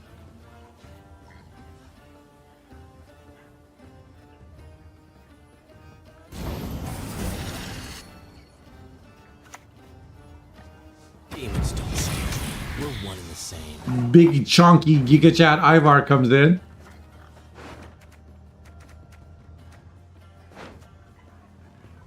Imler's Wrath is the only tall punish in Youngface's deck.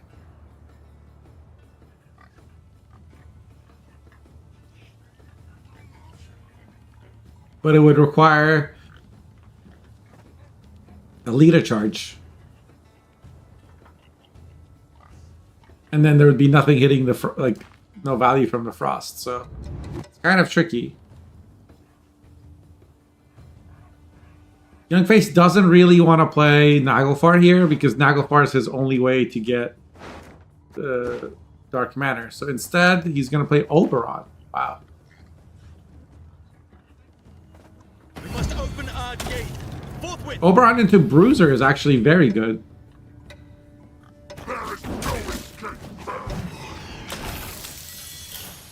That was like a 17 tempo shift there.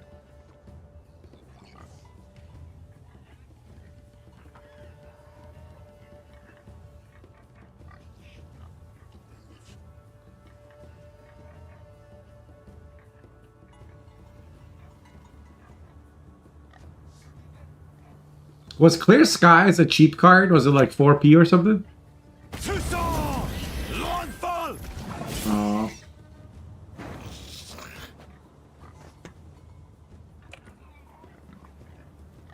Very sad.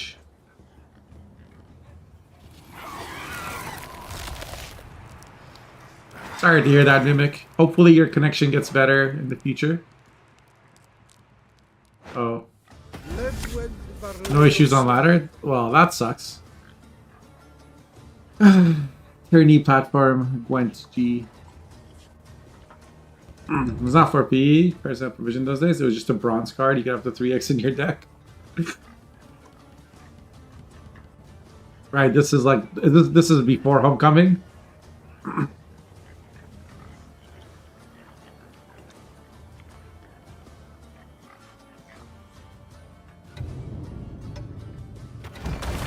I can't even imagine Gwent without provisions. All else disgusts me.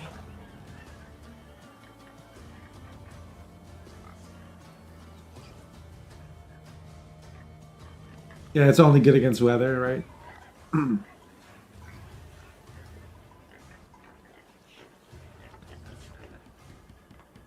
But But even after the provision system, like Clear Skies was still around and removed. Like it's called Clear Skies. It removed weather.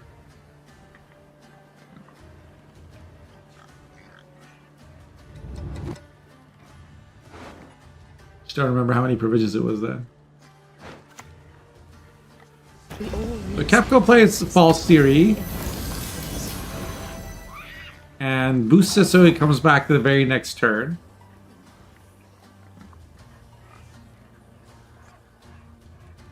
And Young Face is kind of out of cards to play, I feel like.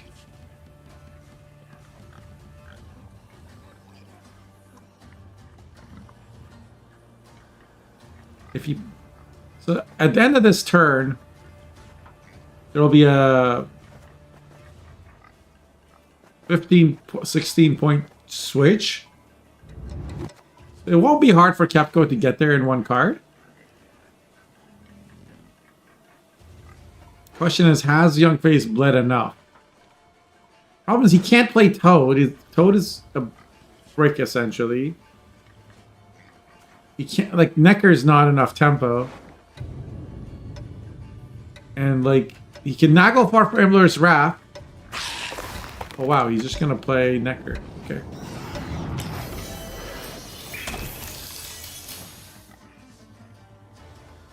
That is a crazy like 2-tempo. I mean, you want to shorten the round against it's not as fast as possible, but damn. So it looks like this is gonna be the Rain Farm target.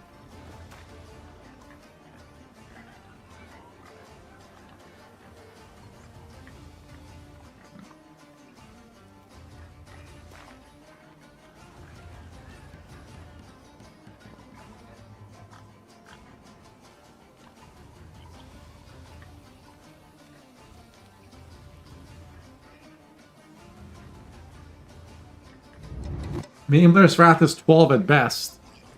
And now a Thrive card is gone. Like, what are the odds of you getting 2 Thrives for your scenario?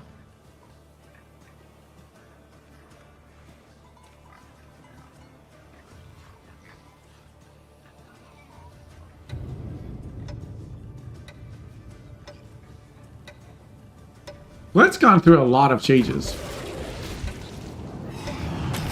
Okay, so Toad played for 5 points there. Because of Thrive. It's crazy the Young Face is still playing. Like, his draws were terrible for what he wants to do. But he is getting... He got the Bouclair to be used. Kind of surprised Kepco boosted the False Theory. Because now Immler's Wrath can get good value.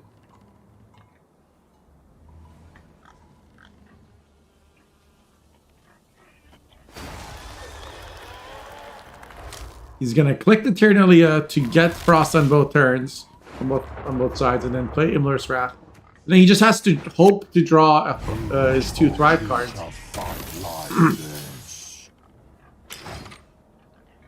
His top card will be Scenario. Well, let's see. Can Kepco get there? I think Kepco can get there. Winter Queen will boost by 8. Right?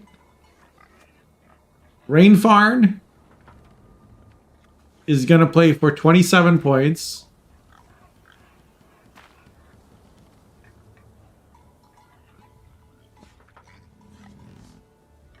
I guess if Kepco isn't going to get there in one card, he should Heatwave first. And then play Rainfarn.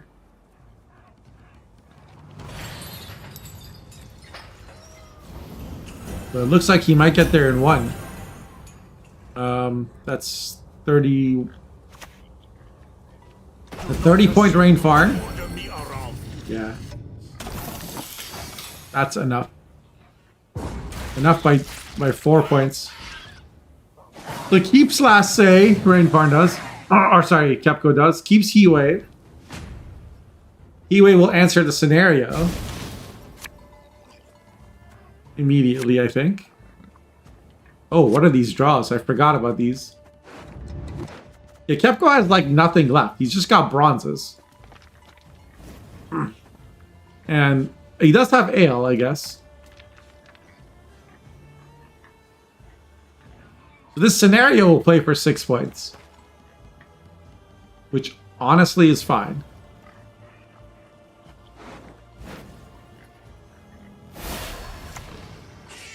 Oh, and there's also Phoenix. I forgot about Phoenix.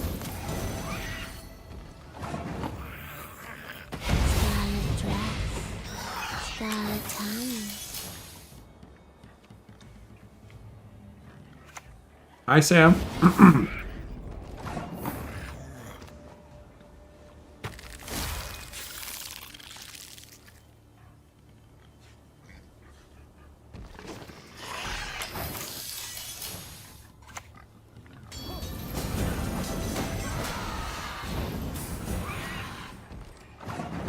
Yeah, there's just not enough points here for running that face. It was just really unfortunate that he had 2 really low tempo cards in round 2. Like that Toad and those Neckers really screwed him. Maybe he should have just played Naglfar earlier and played Scenario. I mean, he would have gotten Heat Wave regardless. I think that's part of the issue in this situation. Kepco wins the series 2-0, advances to the next round. Let's see if there's a game we can hop into. No, this was the last game of of round 2. So we're now in the semifinals.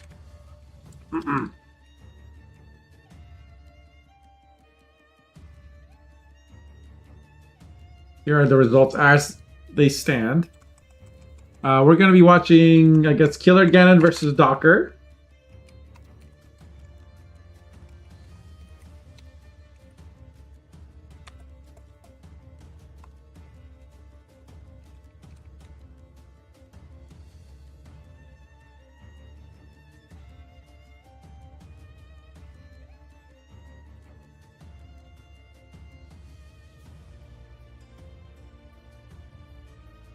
GG last days of Gwent. I brought memes to a gunfight.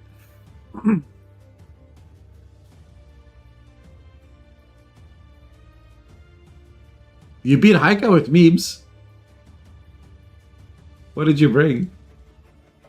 I want to see. You brought... Oh, this... Wait, what is this thing? Just Golden Necked Dwarfs? Golden Necked Dwarf Resilience deck. With Fran.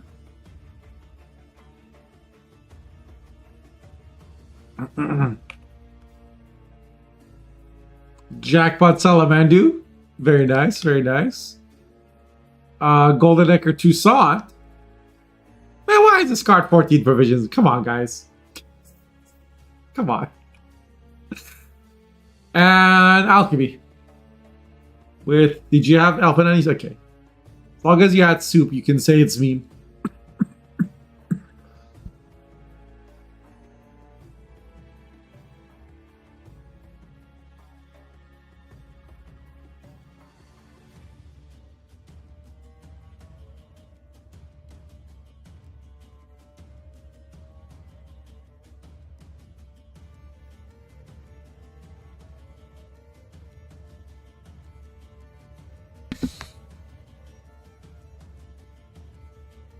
Okay, let's take a look at the decks for Killiganon versus Docker.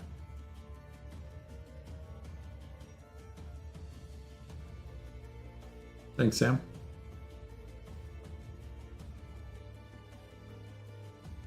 Can't cook with alchemy without soup.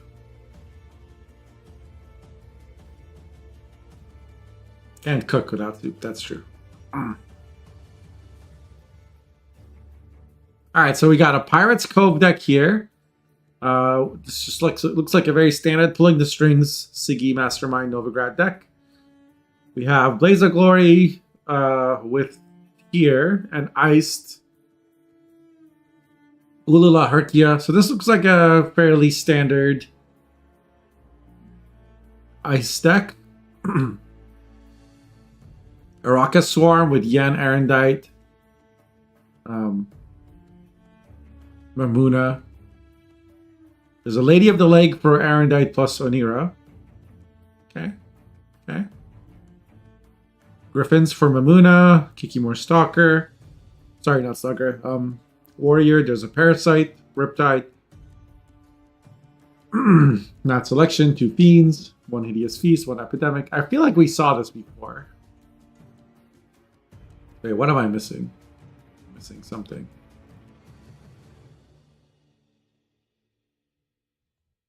Didn't get the NR deck, apparently. Ah.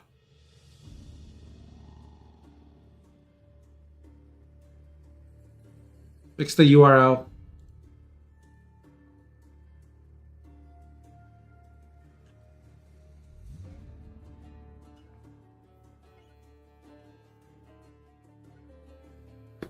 So this is the duelist Varaxis Gimbolt deck that we've seen people play. Looks like it's very popular all of a sudden. Is there a lot of this on ladder? Because I don't want to live in a world where this is a common deck on ladder. I don't want to play against this.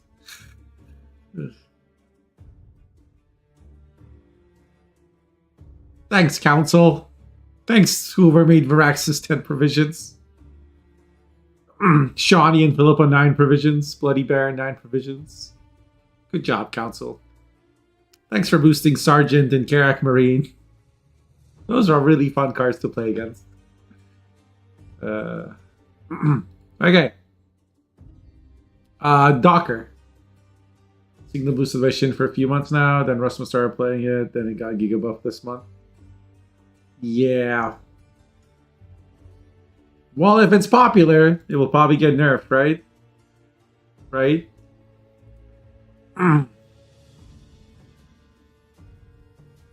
So we got a Simless Milva deck with Shiru. There's Brand, Melina. Looks like a pretty standard Shiru Devotion deck with Milva. I say standard. I don't know. It's Devotion Shiru without Aithna. I don't know how standard that is.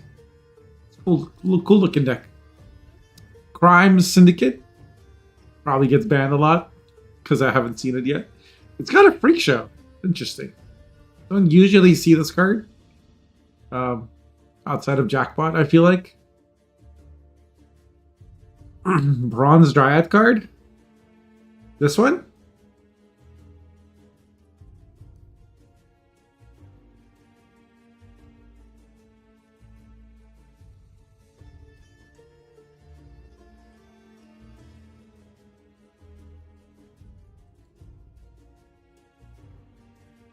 Then we have a Rent-Free Blaze of Glory deck with discard package. And Wild Boar of the Sea. And a Lilith's Omen Fruits deck with Mamuna and Bloody Mistress.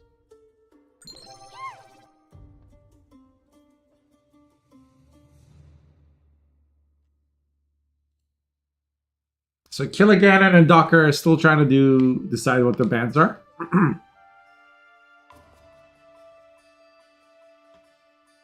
This deck is common? Or you mean like Fruits? Yeah, because Fruits got buffed for no fucking reason. It's the most brain dead deck to play, right? You just play mid-range point slam with Erudite or whatever. And you just steamroll a lot of people. It was probably the worst change of the last council, in my opinion.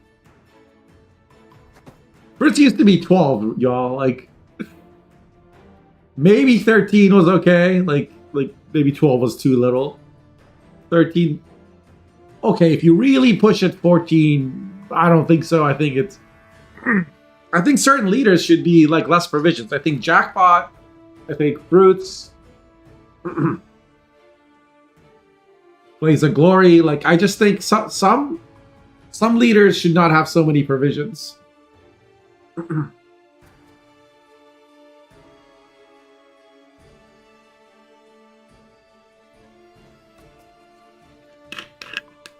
Like, some decks should be easier to play and hard to get a high rating with. I think that's okay for a card game. Not the Philosopher's Leader points bouncer. Not much how many points you get. I mean, No, that's a very simplistic way of looking at it. Because, like, My 12 points at once is better than 4 points in 3 rounds, probably, maybe. Depends on the kind of deck you're playing.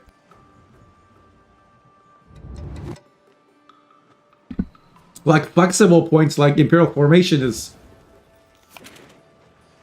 valuable in certain decks because, you know, it lets you, like, lets you just threaten reach and exactly the amount of reach that you have.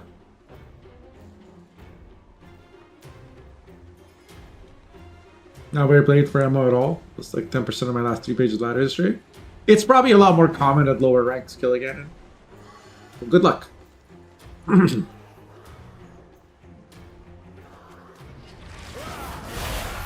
I'm guessing. I don't play Gwent anymore. You guys can correct me. I might play a little bit of Gwent. Just to make sure the deck I'm making is correct, but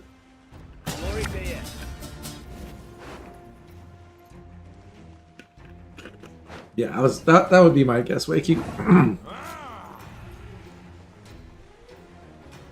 So Killiganon plays Drake Bondu and Docker has Riptide available. Will he use it? If he uses Riptide, then he's got to find another answer to tier later. But Aaron died, Heatwave, Cyclops. There's lots of ways to answer tier. At rank 9, I ran into a lot of V. That's funny because at 2600, you can also play V. Every time Paja comes back, I see him play V a bunch.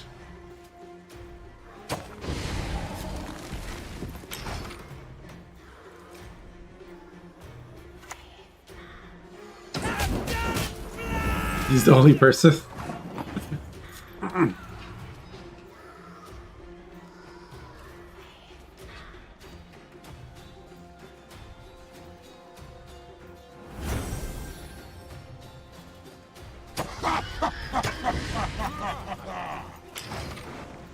I don't think Killigan's gonna contest the round. Oh, okay, never mind. Ulula after Bakra Warrior.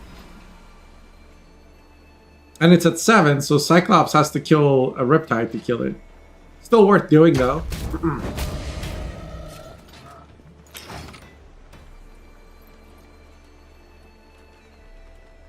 I don't think Killigan has reach anymore.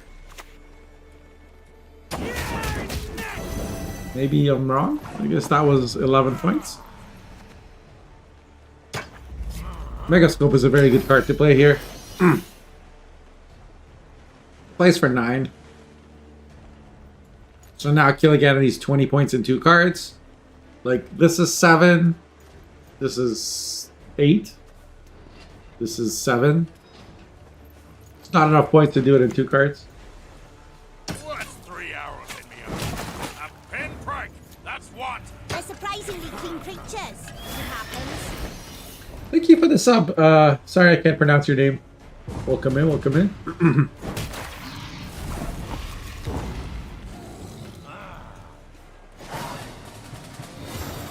Glad to see you haven't changed.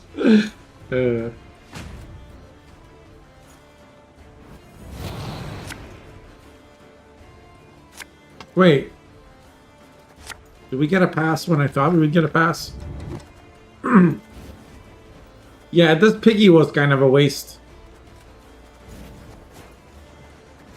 I guess, Ganon, or sorry, Docker didn't know Ganon's hand was so bad. And also round control is really good. Did he do it in the correct sequence? Yes, he did. You always want Bloody Mistress first. So you get the extra fruits. Are we gonna see Kusia? Into Brockbar Warrior. Both denying Sabbath and killing fruits. When pigs fly, eh?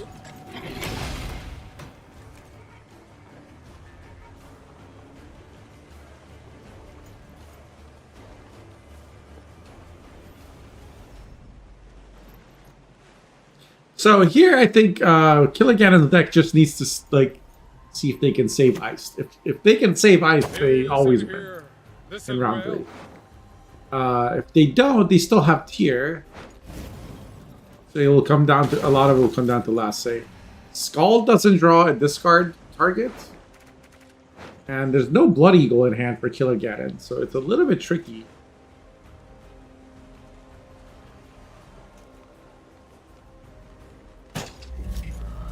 Megascope on a Piggy.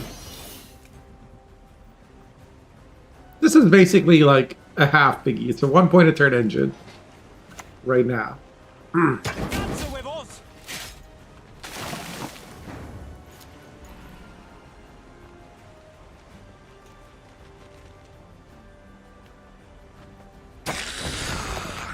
A witch's best friend is a pig, no doubt. 41 to 15. It's getting a little tricky. Leader will be, you know, still got some time. Killigan does to decide if they want a leader or not. But I imagine they do it now. No? War plans first.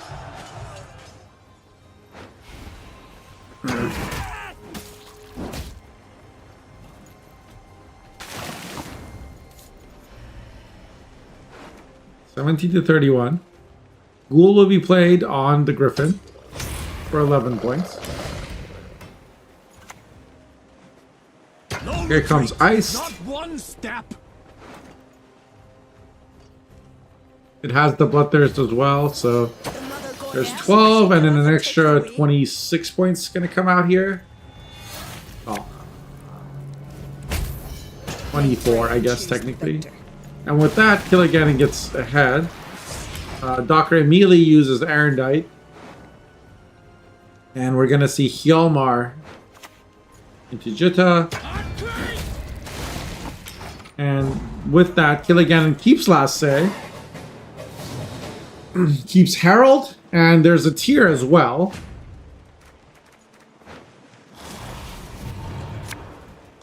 There's Blood Eagle. That's a pretty big draw. Now you just need tier. Okay, this is basically the perfect hand. You could not ask for a more perfect hand if you... Yep. On Neuromancy, Erendite gets mulligans. Because of Lady of the Lake, right?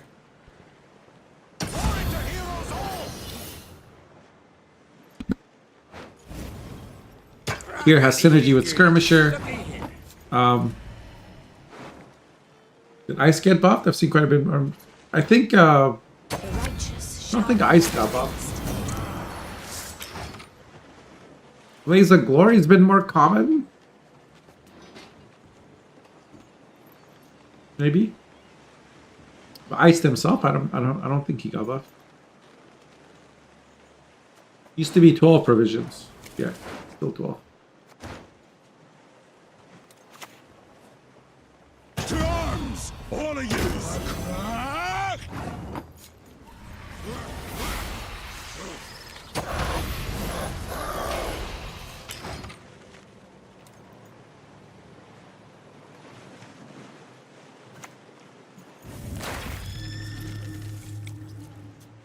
Comes Blood Eagle to Herkia. And yeah, Docker knows he's lost it. So Killer Ganon takes game number 1. Warriors beating Fruits. I mean, Omen is like more playable now that it's only 9 provisions. Well, I've never been a fan of Omen decks. Because, like, if you do what we just saw, round 2, you play your Omen. Then round 3, you have nothing because there's no Mamuna. Right? Like,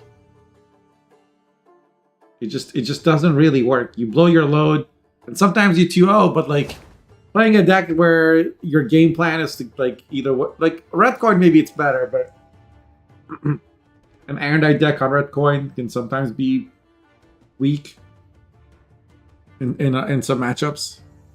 And in Blue Coin, you're usually trying to push round 2 down a card.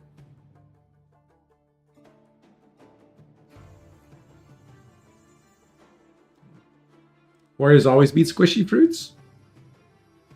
Do they though?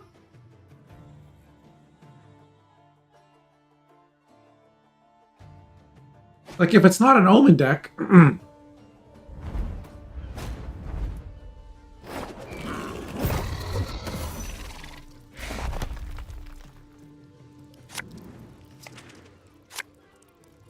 Omen is 10, not 9? Oh. Okay. Was it ever 9 or I just imagined it? Thank you, it's me. I don't play the game enough. They won that match that he did.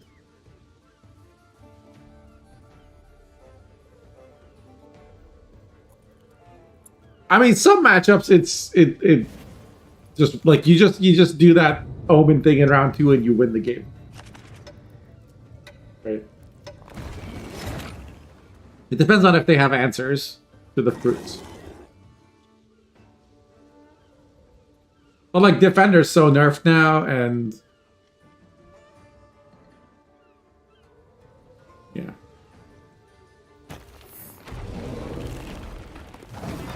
Okay, so this time Ganon is playing the Erendite deck.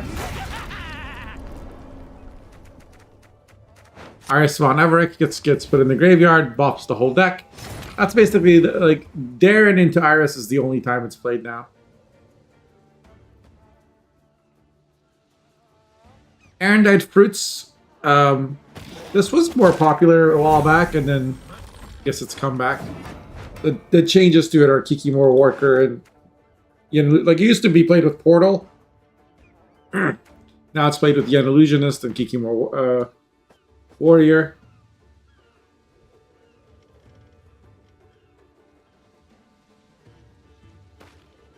This kind of works well when you TA it, like you can leader and then transform, and then you can play Swapin's Evo. But Docker just doesn't let it get going, immediately kills it with a leader charge. And then plays Maxi. Truly. And now I shall break you. And that would be insane for Golden Liquor Deathwish? Would it though? Because it gives Doomed, so you can't use it on Succubus. Use it on Archospore and what, Penitent? Sharpen the bolts, boys.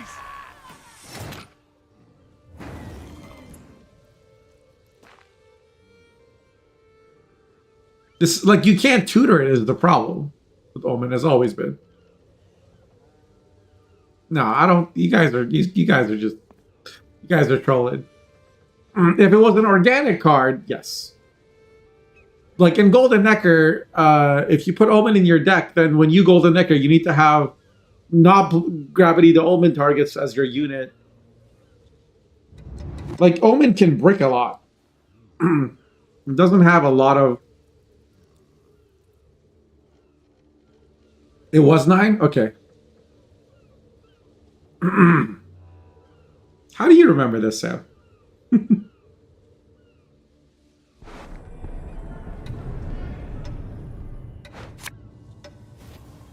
crossed the wrong sorceress.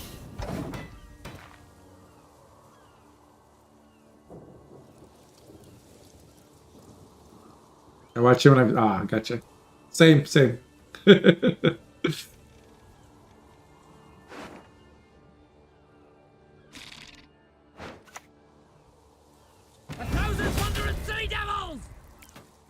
Gilmore answers the yen.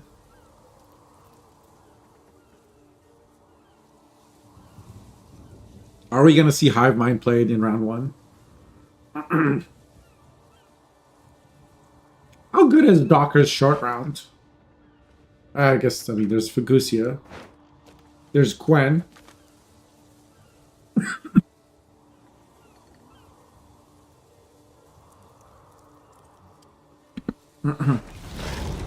Yeah, Hive Mind it is.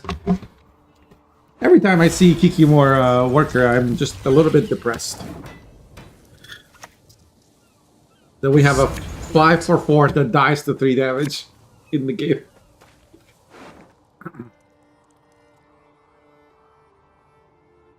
Those 5 cards that thins deck by 4 for very few provisions. But you wouldn't play that in Golden Necker. I just don't think it would be that as good as you think. Like the deck that played it with Archispore and Penitent was playing it with Oniro, because you need a tutor. Last.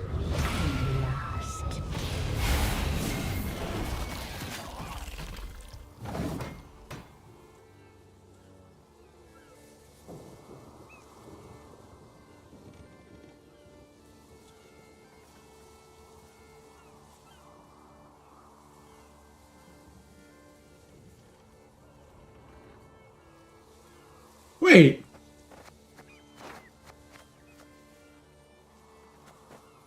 This got boosted?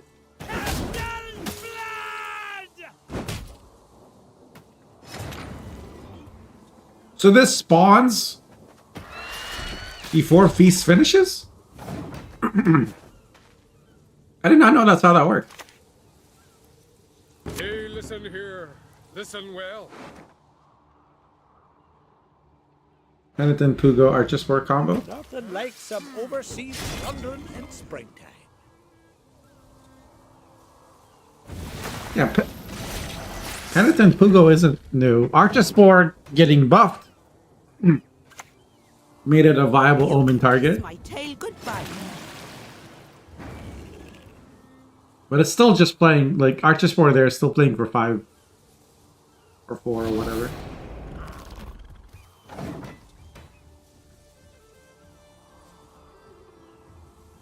There's still Hive Mind in the graveyard, and it's got a Warrior and a Stalker left. Here comes Quen. Gonna answer the Worker. I'll cleave you in two. That was a 16-point Quen. And Killer Ganon's forced to take the loss uneven.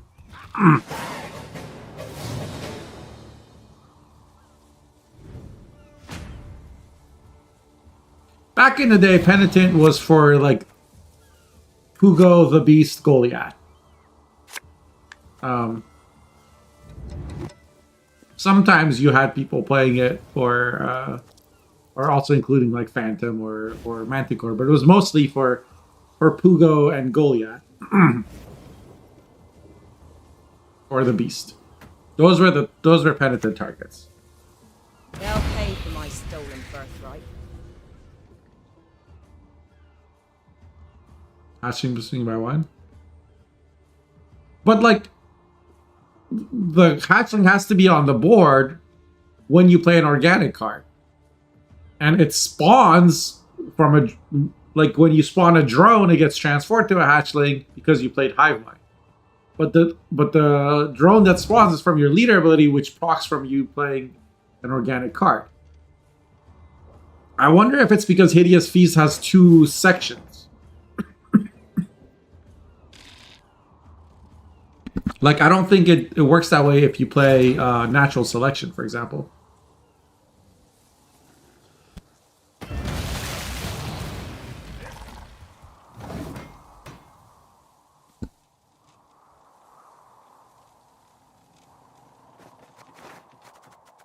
Rent-Free was played to Riptide. So Docker's choosing to...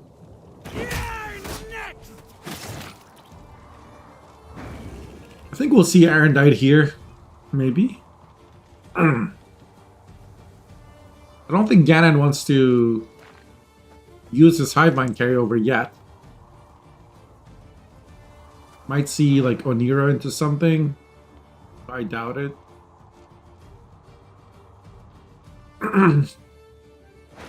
Is there something to score?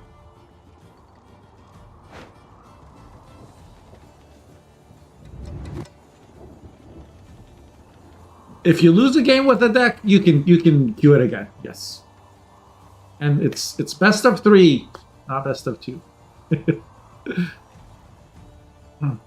It's first to 2 points.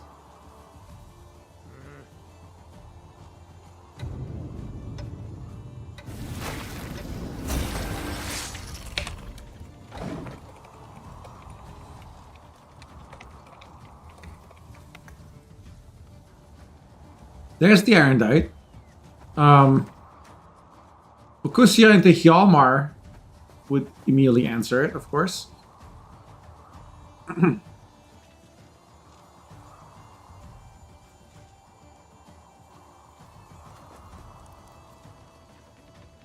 Docker also... Oh. Docker decides to save it.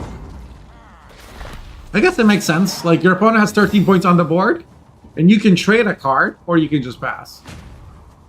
If you play Fukusia, you'd want the opponent to play 2.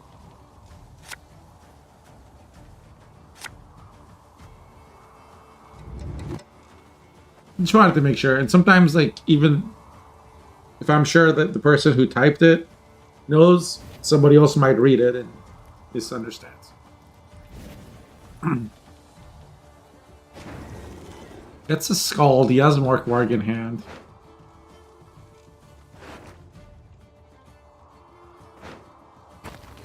This is looking tricky for Ganon, but also Docker has damage 6. He can just kill the Kikimor warrior.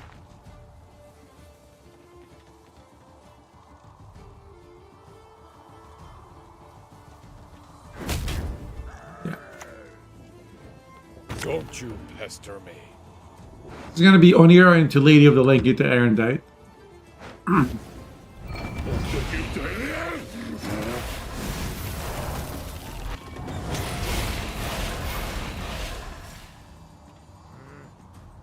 All these drones against Wildboar of the Sea.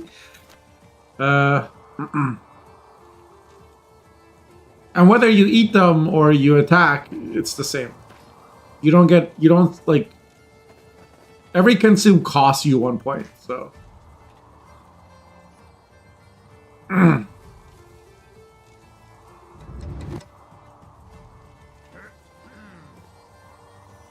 Stalker card got nerfed. That's worse than it was back when it was never literally added to any deck at 5-3. Now it's 6-3. You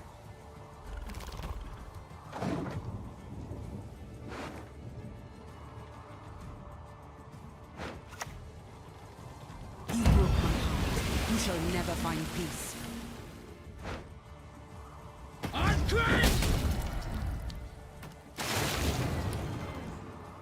wonder if maybe Fukusia should have been back row. I guess it doesn't matter.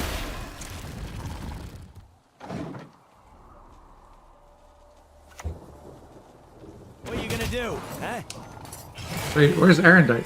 Was that the second Erendite played in round?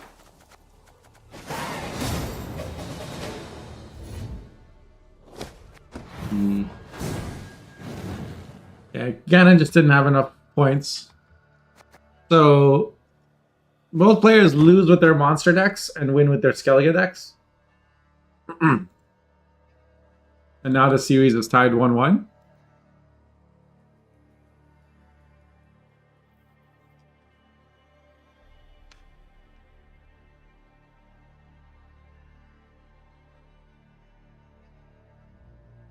To be fair, both were Erendite decks.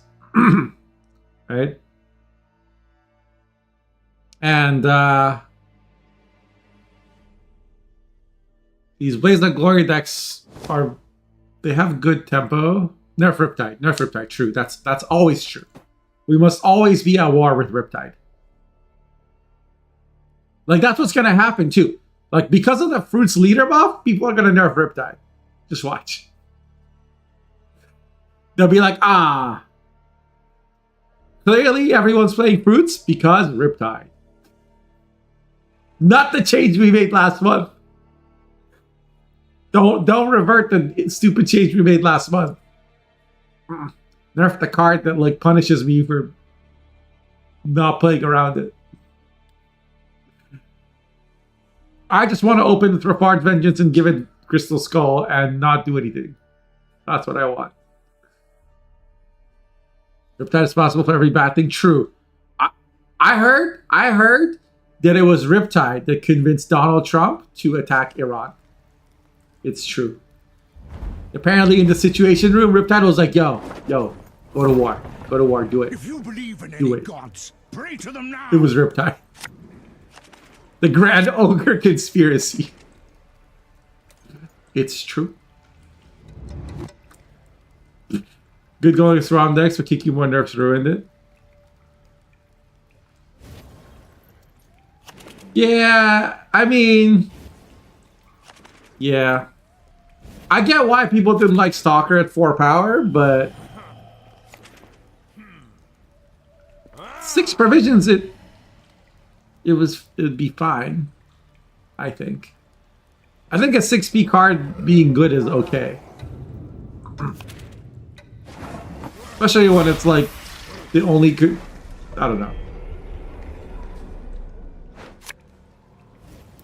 It sucks because it has Veil too, so there's like less counterplay to it.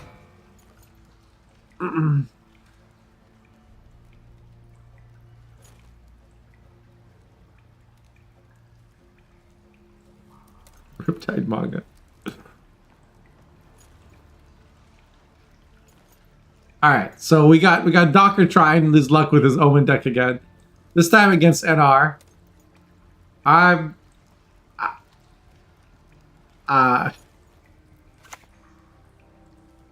mean, best of luck, Docker. If you believe, maybe there's a reason. But like, part of why I do 4 decks, 1 ban, is so people don't feel forced to play a deck that's bad in a lineup, so they can play their best decks in the lineup.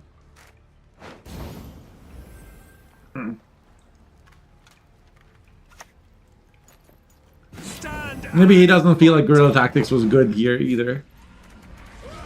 Maybe that's true. You know, at least this one has Ethereal. Which, if you don't draw your Boiling Oil, you're kind of the mercy of. But Killer Ganon doesn't need to win the round. His deck has a lot of depth. He can defend the bleed fairly easily. He's got 2 AAs he can use, 1 in each round. And he's getting... Oh, whoa, never mind. Okay. Literally forget everything I said in the last 15 seconds and assume the opposite is true. Killer Ganon's going to fight for this round with dear life. Oh, that's a mistake. Bro, you see a 10 power Ethereal on the board. You're not going to boost this to 11? Are you kidding me right now? Cyclops it. Kill it. Kill the carryover agent.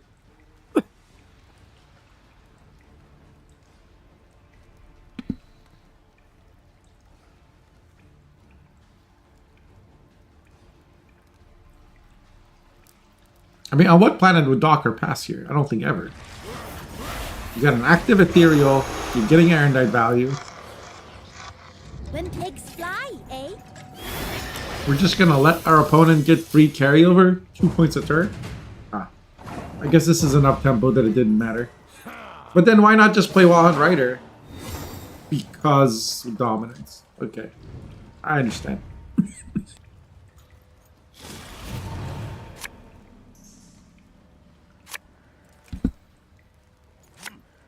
Can the question? Can Killer Ganon deal with the Omen here? Actually, yes, because Reinforced Ballista is a card.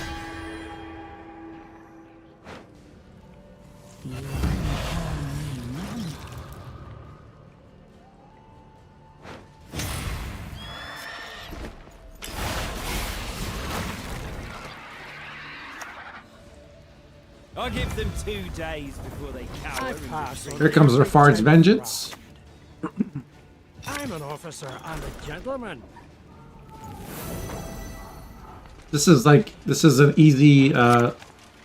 You want to play this front row, and then you want to Zeal the Siege Master so he can kill another fruit. Oh, he chooses not to do it. Okay, he says I'm fine with my opponent having an extra fruit for a turn. I suppose that's fine too. In this deck, I guess leader charges are really important because you have Enseus, you have Selkirk, and you have Varaxis. And it was only for 1 turn, so.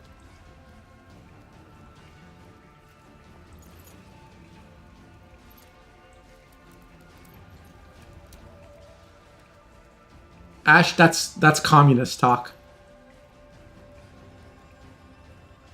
Stop it.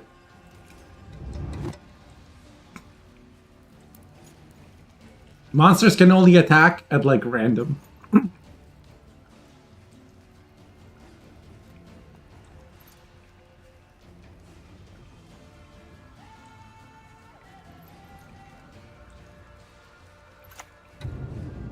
Your spear, sir.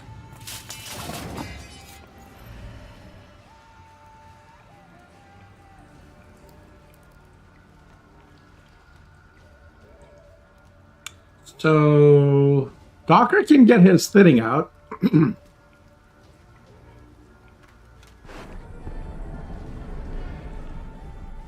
He's gonna play Oniro into Piggy Rich's first, best friend is a pig, no doubt. since his dominance isn't really at risk right now. Here comes Anseus. Answers the 1-point a turn engine, but leaves the 2-point a turn engine on the board. Okay, and because Anseus is a knight, it's getting boosted per turn by Squire. Cyclops will probably answer it, because it's able to do so without interrupting Sabbath. And now Varaxis can't be applied to the Anseus anymore.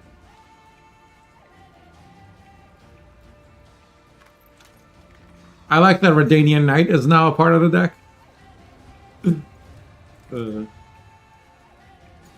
And Priscilla. This seems like the kind of deck I should play just to terrorize like rank 3.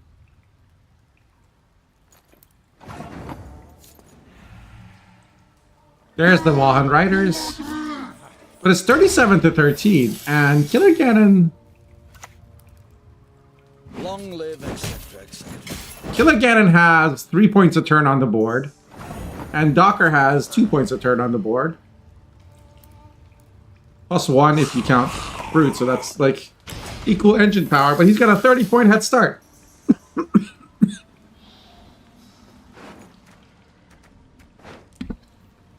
And he's getting Erendite carryover, so it makes complete sense for Docker to keep playing. There is a Griffin in the graveyard. Here comes the second AA. Killer Ganon is in kind of dire straits, I think. Severed limbs, blood, and guts. He still has Selkirk, he still has Varaxis. I'm sick of these chores. And he's actually kind of closing the gap. It's a 15-point difference now. Here comes an 11-point Ghoul. Plus 3. 59 to 33. Priscilla. Not a bad idea. I killed Finesse. How did it this got boosted by the agent in round 1? Boosted the Priscilla. Very nice. So it resets the Shawnee. Shawnee gets another unit out. And now we're going to see Lady to Erendite. The answer gets an extra 3 points of value from removal. Thing is, this Baron can just answer the Witch Apprentice. And that's probably why, now that I think about it, Killer Ganon left the Witch Apprentice alone earlier. Because it was always his reset target.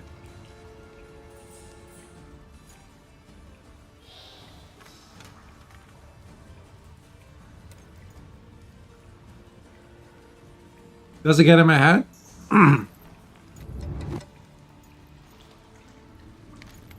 The 16 points plus 3, 19, does not get him ahead. Where to put the bloody vodka?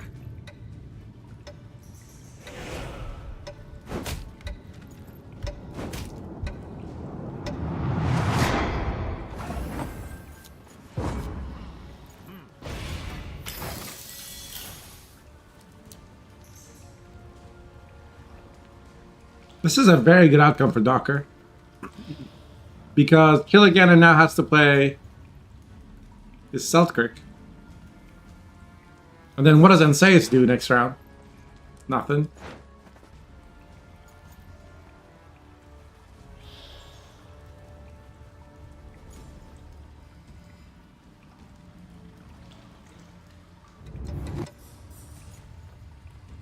Yeah, like if you're not winning round 1, why are you using AA? This was a big mistake. Like you put AA into Karak Marine, which Apprentice was playing, he passed.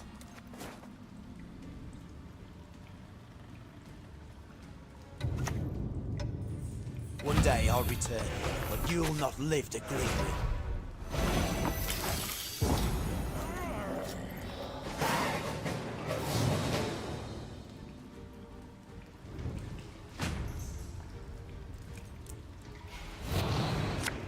It's something I screw up all the time.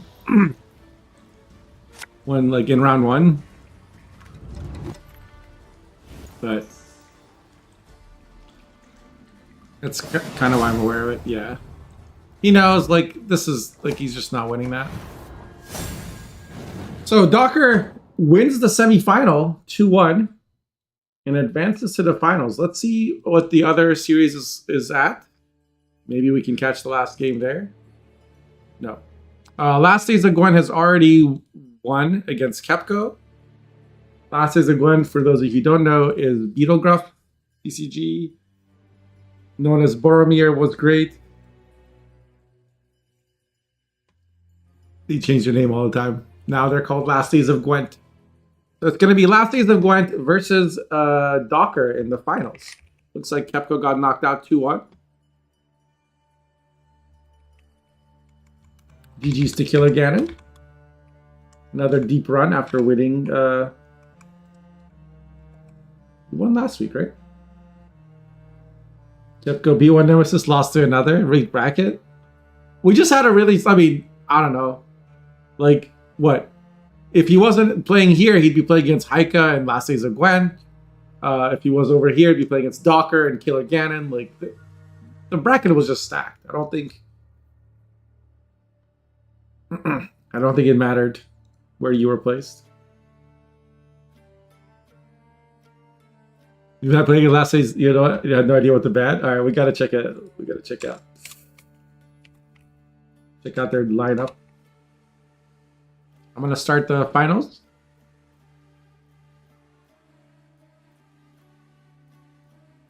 Let's take a look. The final's gonna be a best of 5.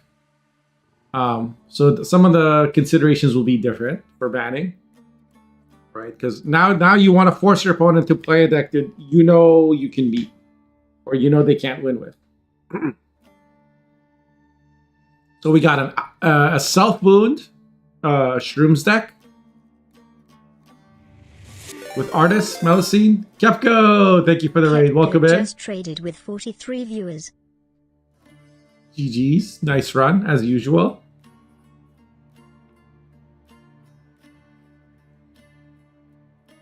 This is a double Dwim Care Troll deck with Draco Turtle. Wait, there's no... Yeah, there's Sigvald. I forget Sigvald's 11 provisions. This card used to be 8, by the way, guys. It used to be 8 provisions. This was also released at 8 provisions, wasn't it? So there's Avalok, Portal, Care Trolled. Is there a Maxi? There is not a Maxi. But there's Artist and Portal and Avalok. This should be fine. If Care Trolls gets Heatwaved, Dwim really doesn't have any targets. So if I'm playing against this and I have Heatwave, I save my Heatwave for Care Troll. We have a Knights deck. Last Days was already playing Knights before, and now that Knights have been buffed by a provision here and by 2 points here, it's even better. This is a Bellahoon Knights deck with Shawnee and Enseus Philippa. Oh, very interesting. Not the usual Knights deck we see. Gruff used Diplo into Kingslayer. Last game milled my Beauclair. Ah! Outplayed, nerd. Get good. Oh my god, Kepco.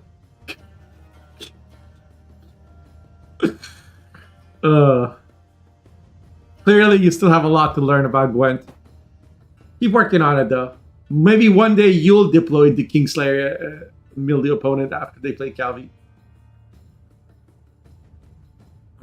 Oh, you didn't use Calvi. Oh my god. Okay. Sam, you're out. Can we do a Gamba for the finals?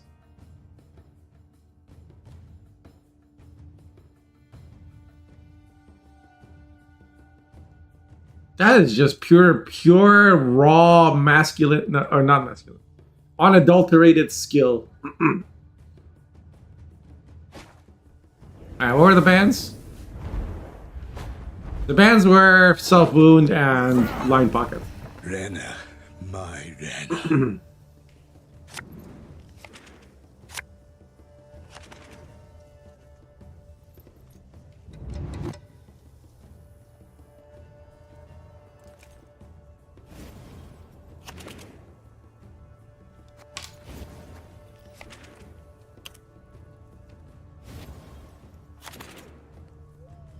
Mamuna. This is so Docker's playing Fruits, Omen deck. Got rid of all his bricks. This is a pretty good round one hand. He's got a Megascope, he's got 2 Piggies, and he's playing against the Calvite Assimilate deck.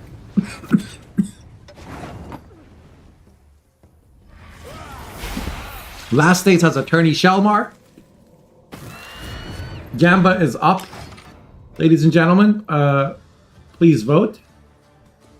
You have like 60 seconds left. Gamba, Gamba.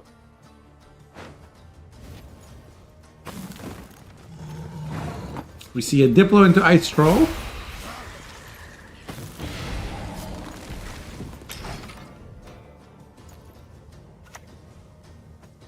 Followed by Calvite. Last stage might want to play an Obsidian Mirror here to set up a potential Mamuna later.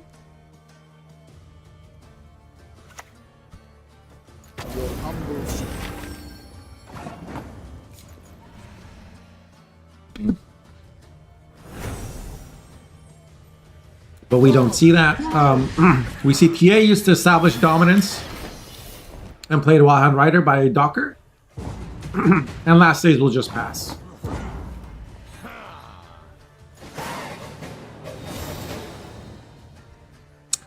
I think this was Obsidian Mirror was fine, right? Because if your opponent passes, you just play down to 4 cards, you're fine. Like this deck, Assimilate should absolutely win in a long round against this Omen deck.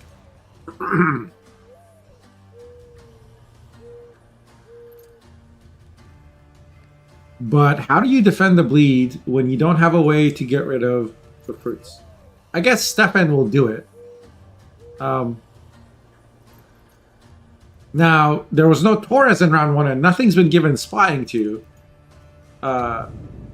So it's a bit of a problem for last days. Remedy gets mulliganed.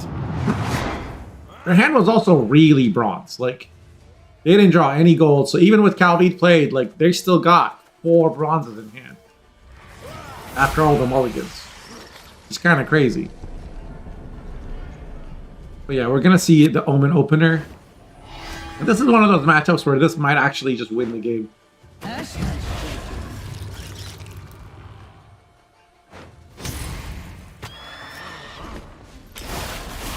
I understand why Remedy was mulligan, because by the time you get to play Remedy, this has already happened.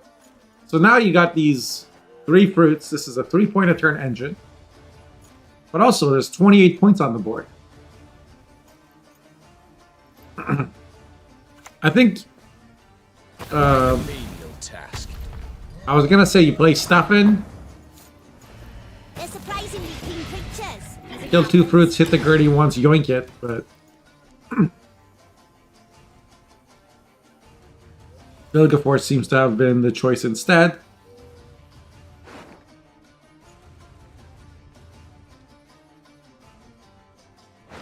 Last Days is now playing Torres. Not a lot of choices in the deck, so they go for Riptide, Fiend, and Necro Warrior.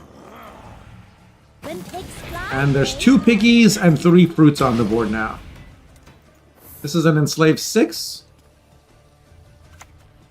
A witch's best friend is a pig. No So we're gonna see a yoink here, and now there's 3 piggies and a fruit on the other side.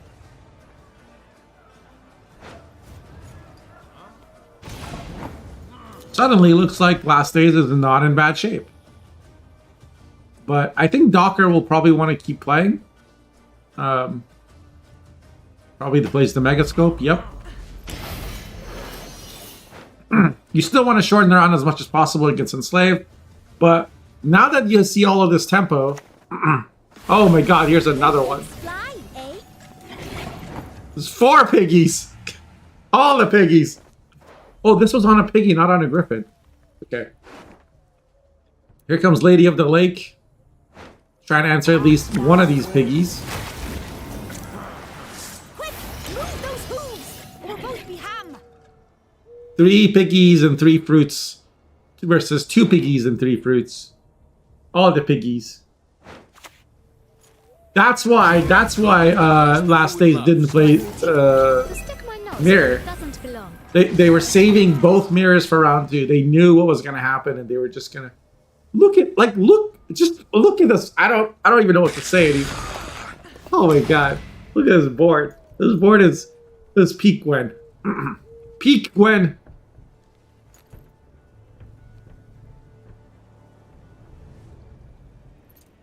This Last Day is just play turncoat here. Give spying to Lady of the Lake. Why? Oh, they can use it to play coup. That's kind of cute.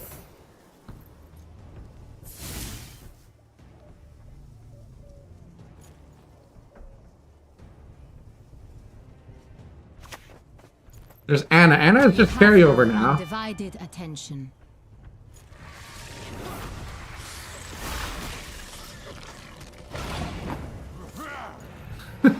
And Anna is... I can't tell. How many points per turn? There's 6 points per turn? Was that enough? I don't know.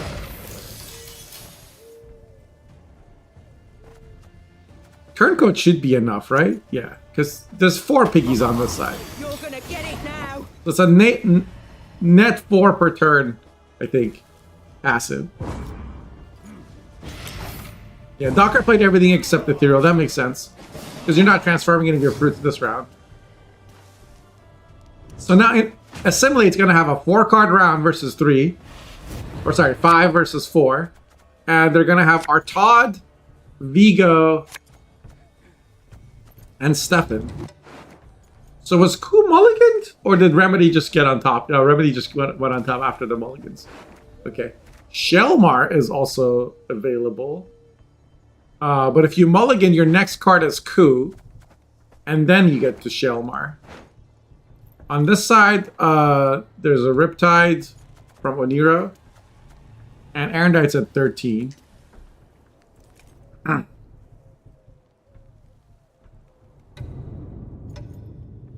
Remedy's another piggy. True. Yeah, it's probably better than a Shelmar. The Last Days will go first. And they're going to want to try and protect from Riptide.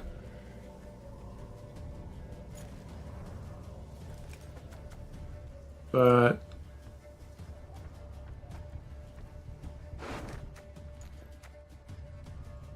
yeah, Vigo into Emissary might be the play. Because there's no real... oh, wow. Just plays Riptide back row. A defensive Riptide to protect against an offensive Riptide. That's certainly a way to do it. But then Heatwave answers that Riptide. Docker's going to try and deny Assimilate targets to Last Days. I think we're going to see Artaud... wait. Artaud into Riptide? Is that what's happening?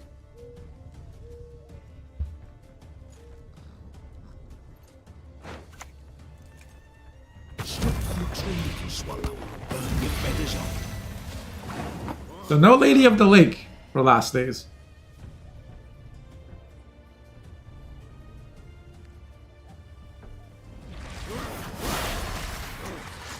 Here comes Ethereal.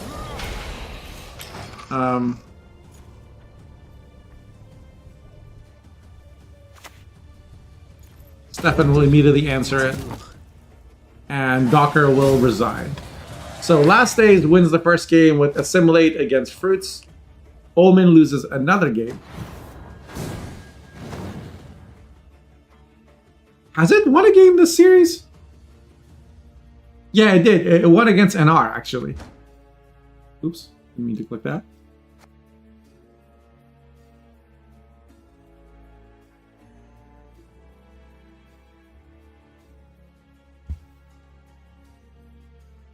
So now what? Now it's going to be Docker on red.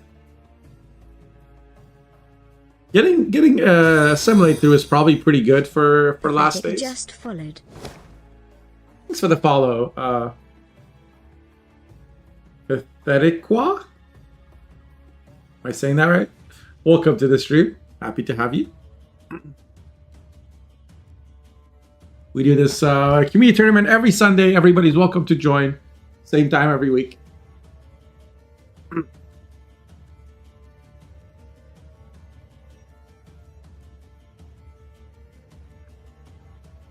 And we also post the VOD on YouTube, so if you want to see past tournaments, there you go. As well as a bunch of highlights of Gwent gameplay from back when I was a young potato and actually played this game. There's some fun decks in there.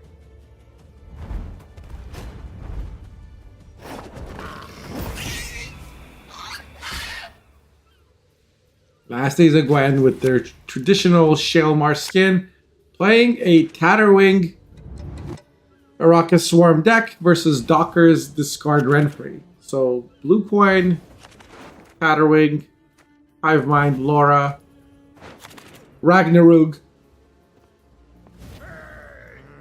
and there's a Nagelvar.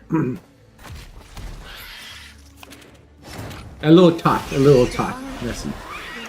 Sam, did we do the Gamba for game 1? I'm not keeping track.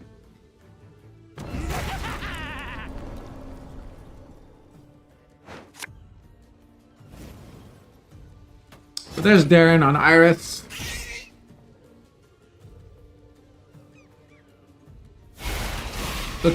There's 2 Laura Dorans, right, that each Tatterwing deck can play, and then there's of course Tatterwing itself, which is immune. So unless your opponent has Igni or COC, they can't really deal with it. A beautiful pair of legs. There is a Wildboar of the Sea, which will be really strong against this deck at some point. Wait, what did I just see? Heatwave on... You heard about Tridam Ultimatum? Did you just Heatwave a Hofru?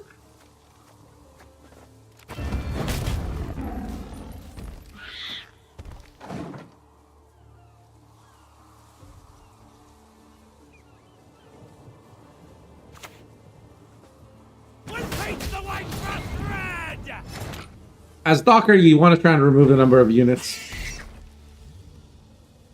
I guess the Hofru really was like, you could remove 4 bodies and that's 12 points. So it makes sense.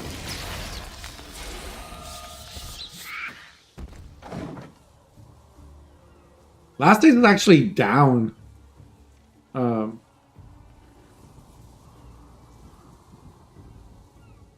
2 points. Didn't get ahead. Maybe they're resigned to losing uneven. Honestly, it might not be a bad idea. So we see a skirmisher from a hand. Docker's hand is also not like really better. He had 3 discard targets and no way to discard them. And then Renfrey and Quen. And you can't play Renfrey until you've used your leader.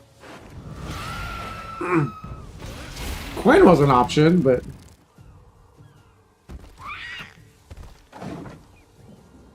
Skirm was enough to get ahead, so why not, right? And then Docker plays the other Skirm. This is the most slow-paced round 1 of my life. Both players are just going, no, you play something good. No, you play something good.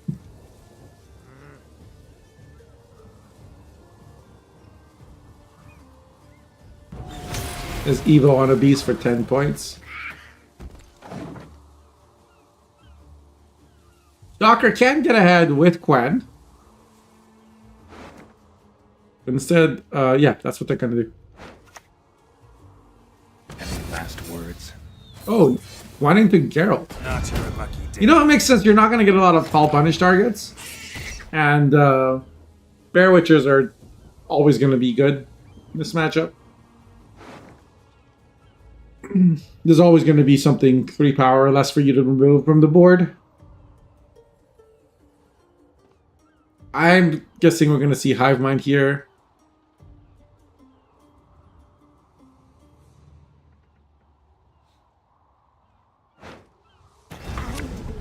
No! The other Evo, okay. Not even playing Hive Mind. So here comes the leader on Jutta, so that Docker can play Renfrey. Yeah, it's Batiste. Go ahead, feel it.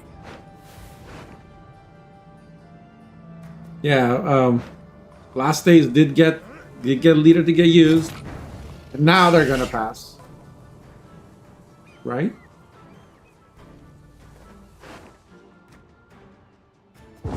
Yeah.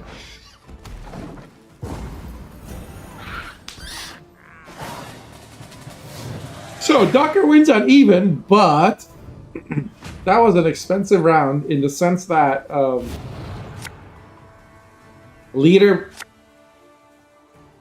leader was used and Geralt was used, I guess. And on the other side, like, aside from Heatwave, nothing important was used. But that, you know, not playing Hive Mind there might come back to haunt last days, I think. Like, if they end up missing it, it's gonna be a problem. The swirl is kind of useless, right?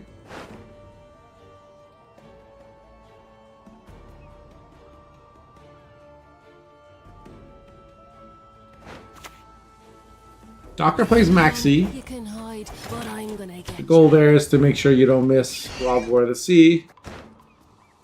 Kind of your best card in this matchup. The other side we see Squirrel. Removes Jutta. Not that it really matters, I don't think. Best drown yourself with those damn nets.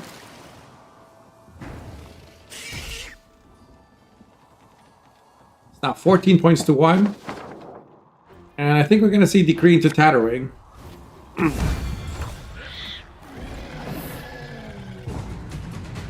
Docker will pass. So, this is similar we see to the way Docker played before, where they keep sort of like all their best golds in this deck for a short round 3. And that's a pretty good hand.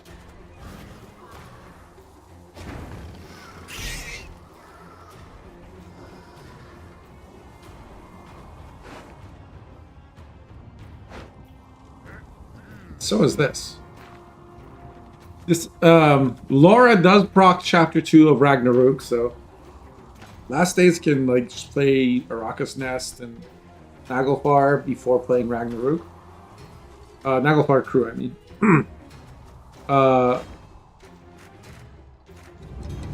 they will have to Naglfar for Lara, and they didn't draw Hive Mind, which is kind of a problem. Or not a problem, but like Hive Mind has a lot of points in this deck.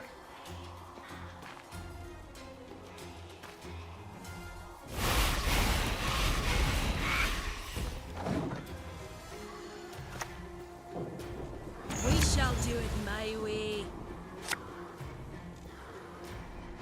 No, Ragnarok requires you play gold units, so Naglfar itself doesn't count. Hide your stench.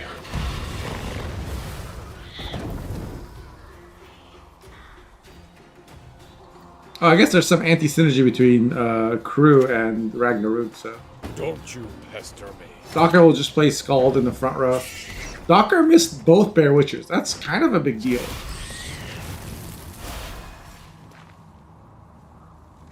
Or not a big deal, but like that's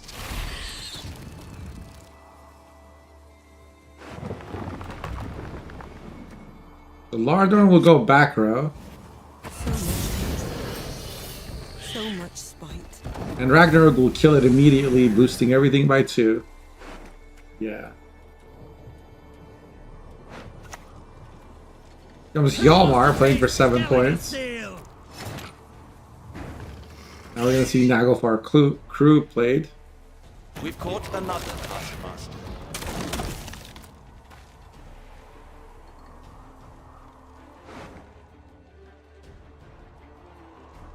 Docker's gonna play Facusia. Yeah, this Facusia is not doing a lot this round, is it? Your descendants, my beloved. Sacrifices for Melusine, one and all. And Wild Boar is actually just gonna do 1 damage per card, which isn't all that much. Here comes Phantom. There's Clear Skies. Wait, where's Laura?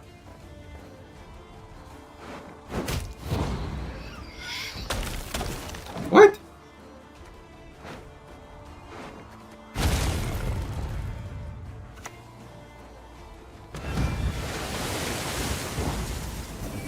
Oh, he Hjalmar the Laura. Oh my god, okay. Well, Giga Brain moves. Holy shit. I was like, Hjalmar played for 7 points. I'm such a moron. Oh man, that Laura, Hjalmar the Laura was beautiful. Kind of changes everything.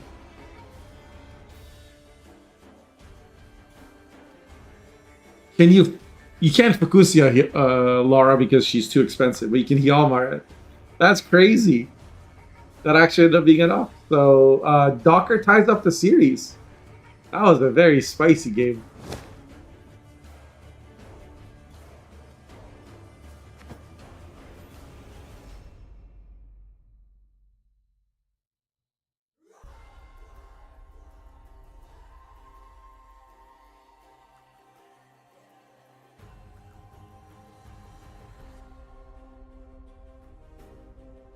He played the Phantom, and then the Clear Skies happened, and I'm like just waiting for the Laura, and I didn't see it.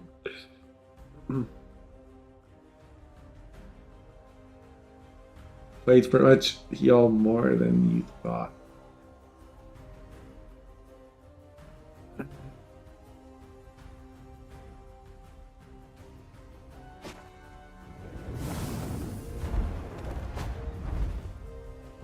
Ash. Humans. Ash. You're all the same. Who hurt you?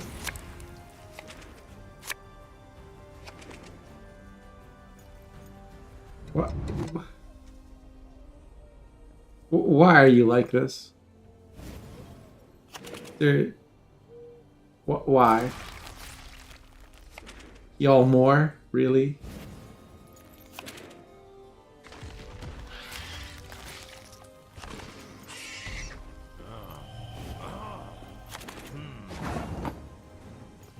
You thought it was good? Of course you did. Bunch of degenerates. Blame my heel. Get out. Get out. No, out. Mods? Mods? That's enough. That's enough. Don't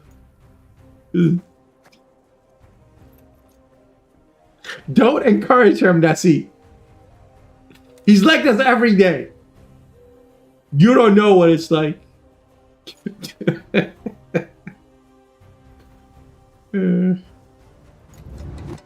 Not, I know you're not. That's just the kind of evil person you are. All right, so we got Battle of the Monster Degenerates.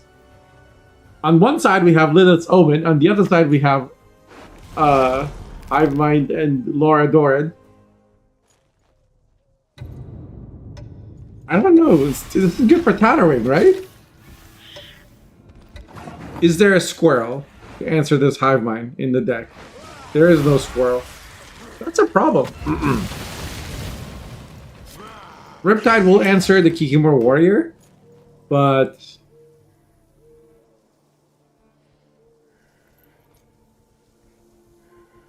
There will, in this game, there will be 2 Lauras, right? Yeah, because there's no Ozrel. There's no lemons.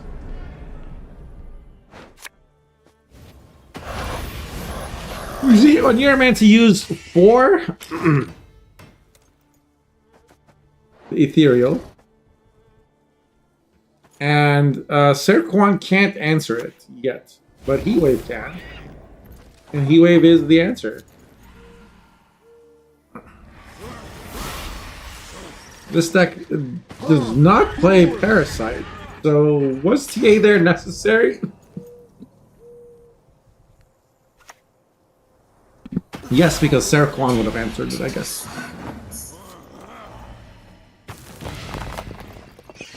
And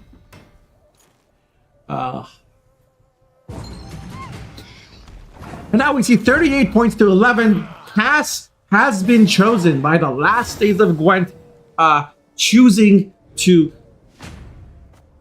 take the fight to another round where, you know, they will try to amass a swarm to deal with the impending doom of Lilith's Omen.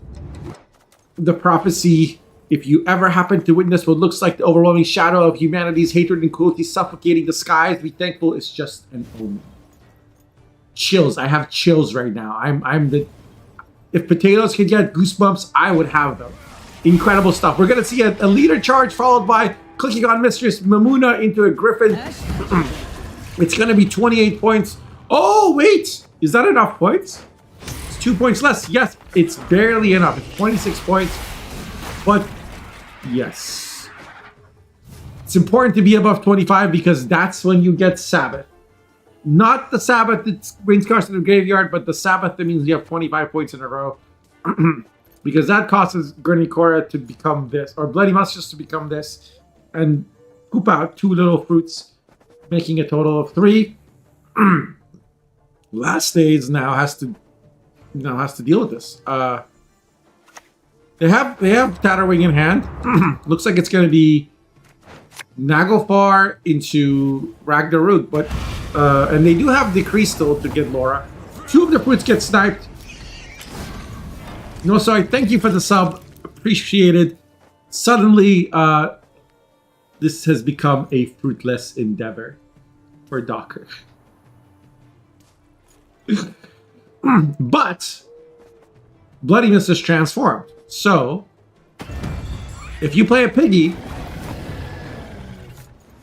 you get your fruits back. Yes, Docker's gonna drop Witch Apprentice and get back to 3 fruits.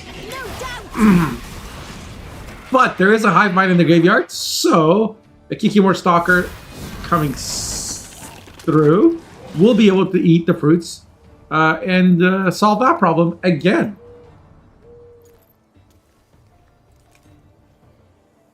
So it's okay for Masha's bad jokes. When I do it, it is witty.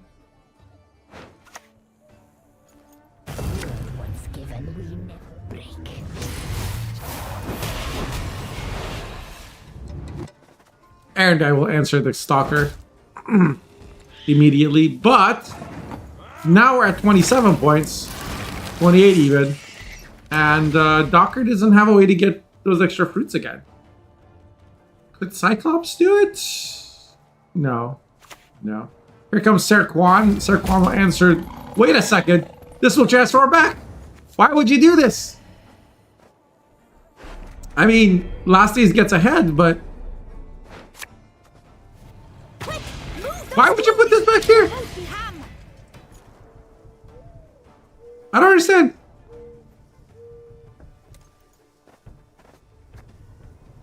Oh, I guess because no matter what he plays, he was going to get ahead, go to 25, right? Because he was at 24?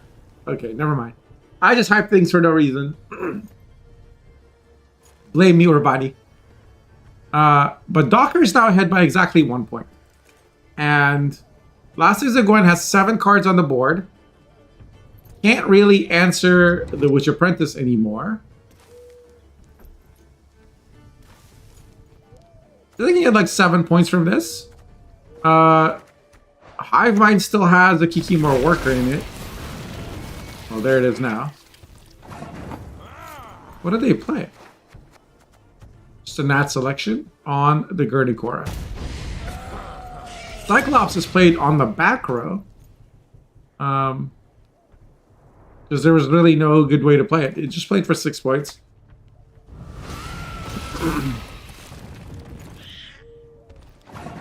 I guess eventually Anthem could kill this.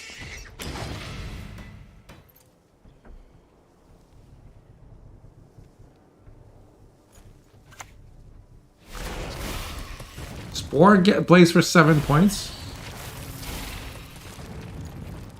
And leader charges are used to make sure that Lassie is ahead. We see a ghoul come down, and that's going to play for 9 points, 10 points with the drive. An extra 3 points from the engines. And this is a bit tricky because there's no way to remove Laura now, since the Stalker was immediately removed. And if you decree, that's not enough points. Wolfpack is not enough. Because Lassie's going to have to play both cards. The problem with playing both cards, though, is that Tatterwing's gone. And Phantom is how you get your second Laura. So Lassie's is in quite the pickle.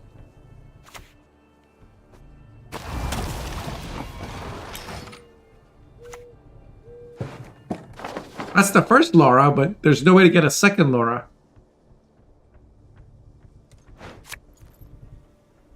Oh.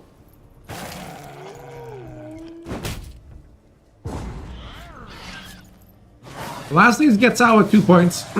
They still have Laura and a Naglfar crew, but only 2 leader charges. So the ideal hand would be like these 3, Arrakis Nest, or maybe Evolution, and then Laura. But no Frost in hand yet.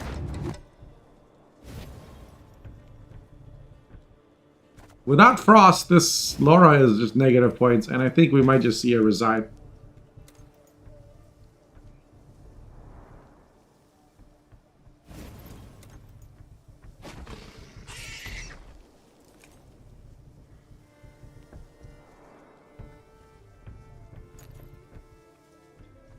Cosmetic Laura. Yeah, just discarded. Last day is needed to get Naglfar crew.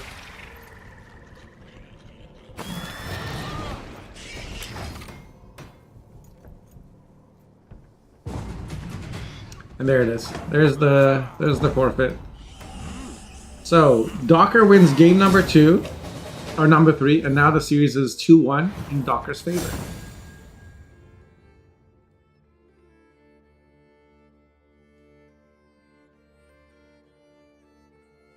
Fruits wins against Tatterwing. That's the second loss for Tatterwing now.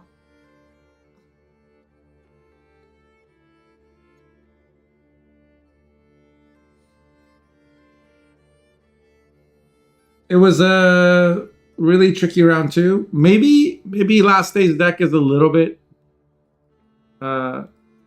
lacking a cushion.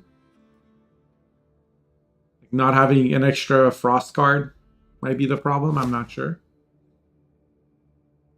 Delete Tatterwing? I've warmed up to it. It's a deck that plays different. You know?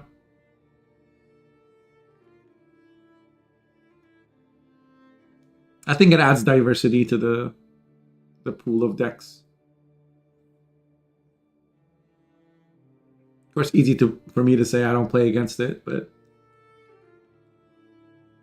yeah, that bleed really played dividends. Like, if Phantom wasn't one of the cards in hand,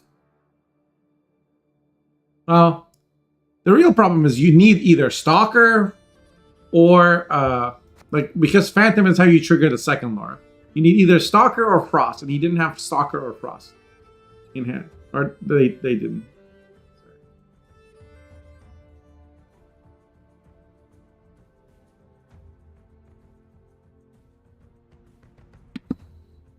But now we go to game 4. So Last Days has to win this game. And they're going to be blue coin this time. And they're going to play Knights. There it is. Knights against Devotion Shiru. This should be an interesting match. I think Pink Knights are favored here. Like without... But, you know, movement is also very good against Knights. Because a lot of their points come from, you know, like the scenarios. Points come from Grace hitting adjacent units. You know, this version doesn't play Immortal. It doesn't play the Immortal Sword combo. Did you think me blind to your desire? Instead, it plays for my throne and Bellahoon and immediate TA.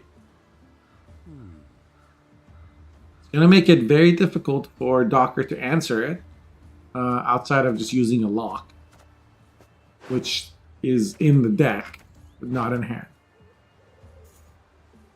Any reason for devotion cheer other than being strong? The payoffs for devotion are the Orc Critters, and, well, there was an Aithna version of this deck, but it seems like this version doesn't play Aithna. The only real payoff is Oak Critters, but Oak Critters are 10 for 4, which is pretty good. We see immediately Simless to answer the Bellahoon.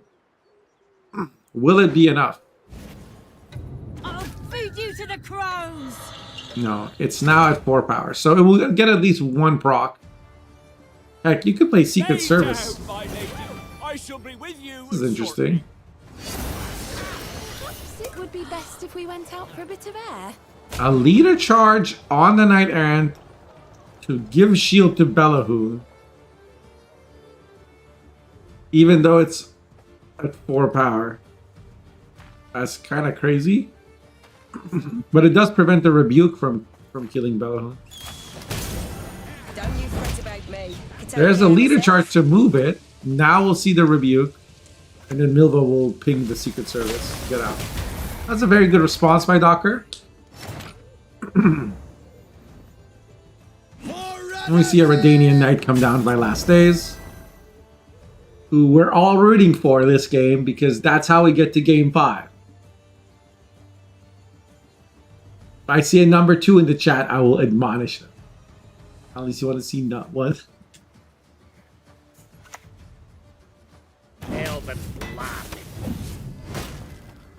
Oh, Skirmisher pulls out the Milva. Can this be killed? No, there's no answer. But well, Ensaeus can do it.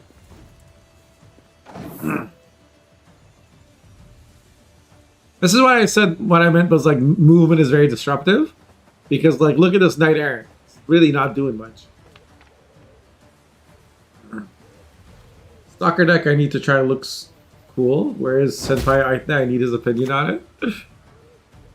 I think Aithna would say that this deck lacks a certain special card, a certain Dryad, a certain cute Scoia'tael. Death to the invaders!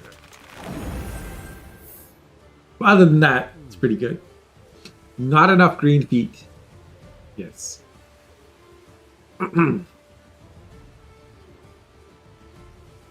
So now Docker should know that the other Secret Service is in Last Days' hand, right? Because the first one was removed from the board, and then this gained a shield. Wait, did it gain a shield? Maybe not. Maybe he doesn't know yet.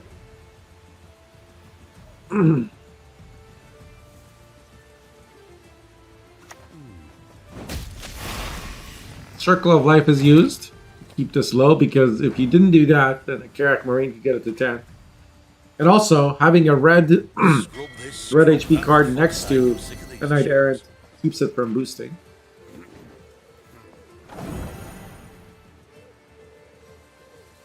The Knight Errant here is just a 1 point a turn card.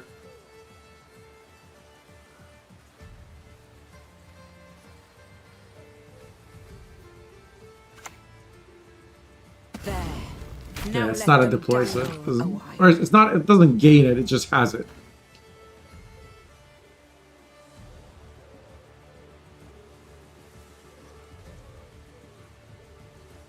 So there's Bran set on the board, That's three on-demand damage.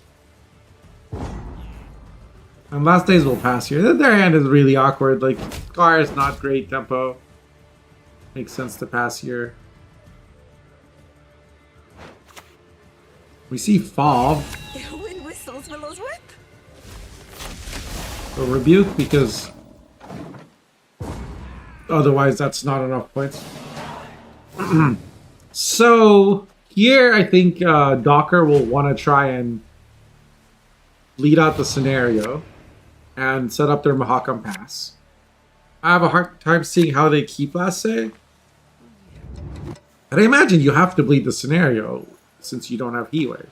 Otherwise the scenario will just be too many points, right? It's just still could be very difficult for Docker. Of course, last days didn't draw the scenario, which is a bit of a problem. Let's see how hard Docker pushes. Starts with Harvest for 4 points. Not the scariest thing. Last days could just open with Squire. And they still have 2 AAs, so... Heck, they could AA into Shawnee here. But I don't think there's a rush. You just play the Squire and see what your opponent does. We'll see Oak Critters here, I'm pretty sure. Or Mahakam Pass. Suppose you could also play a Rebuke, but that's a big commitment. Okay, we're playing a Rebuke.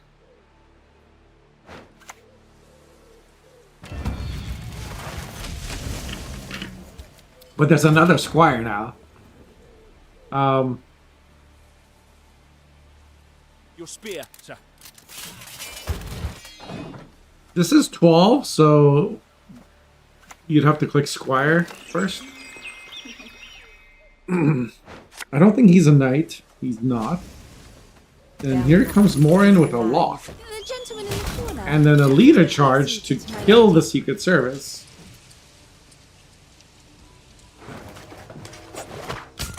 Now we see AA.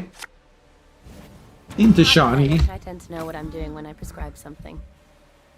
What will it be? What will Last Day select from Shawnee? It's a big question.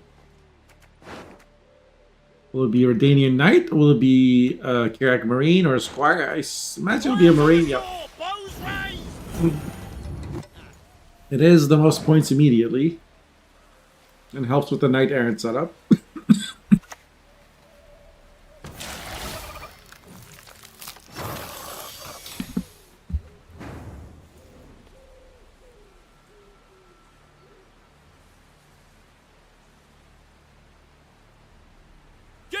Behind me. Why put the Knight Errant near the bleeding unit? Here comes Mahakam Pass. For a minor. Shiro is the only elf in the deck. And it will be boosted by 2. So it'll be at 5. No!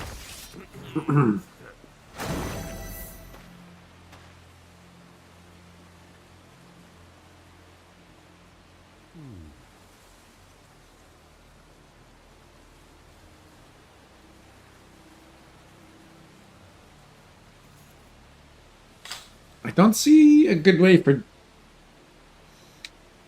Docker to keep playing here. Board is not okay. We're gonna play the Shiro, it looks like. Shiro at 5. The leader wants to get it to 8.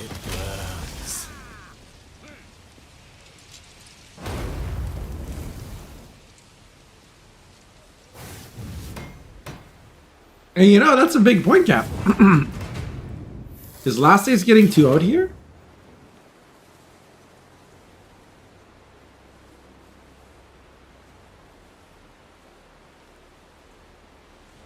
You play Baron on the back row.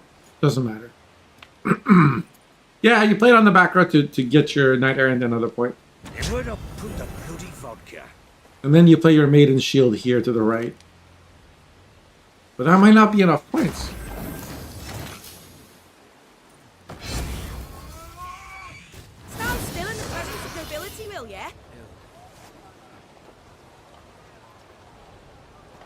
Leader is another 3, which won't be enough to proc Grace anywhere.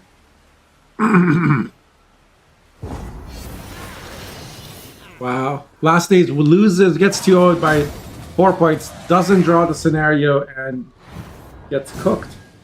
Docker with a very astute decision to go for the 2-0, given what they saw. And wins the finals 3-1. Congratulations to Docker. Very well played. Thank you to everyone for participating. Appreciate it. If you're watching on YouTube, please leave a like and a subscribe. Or a comment. Thank you.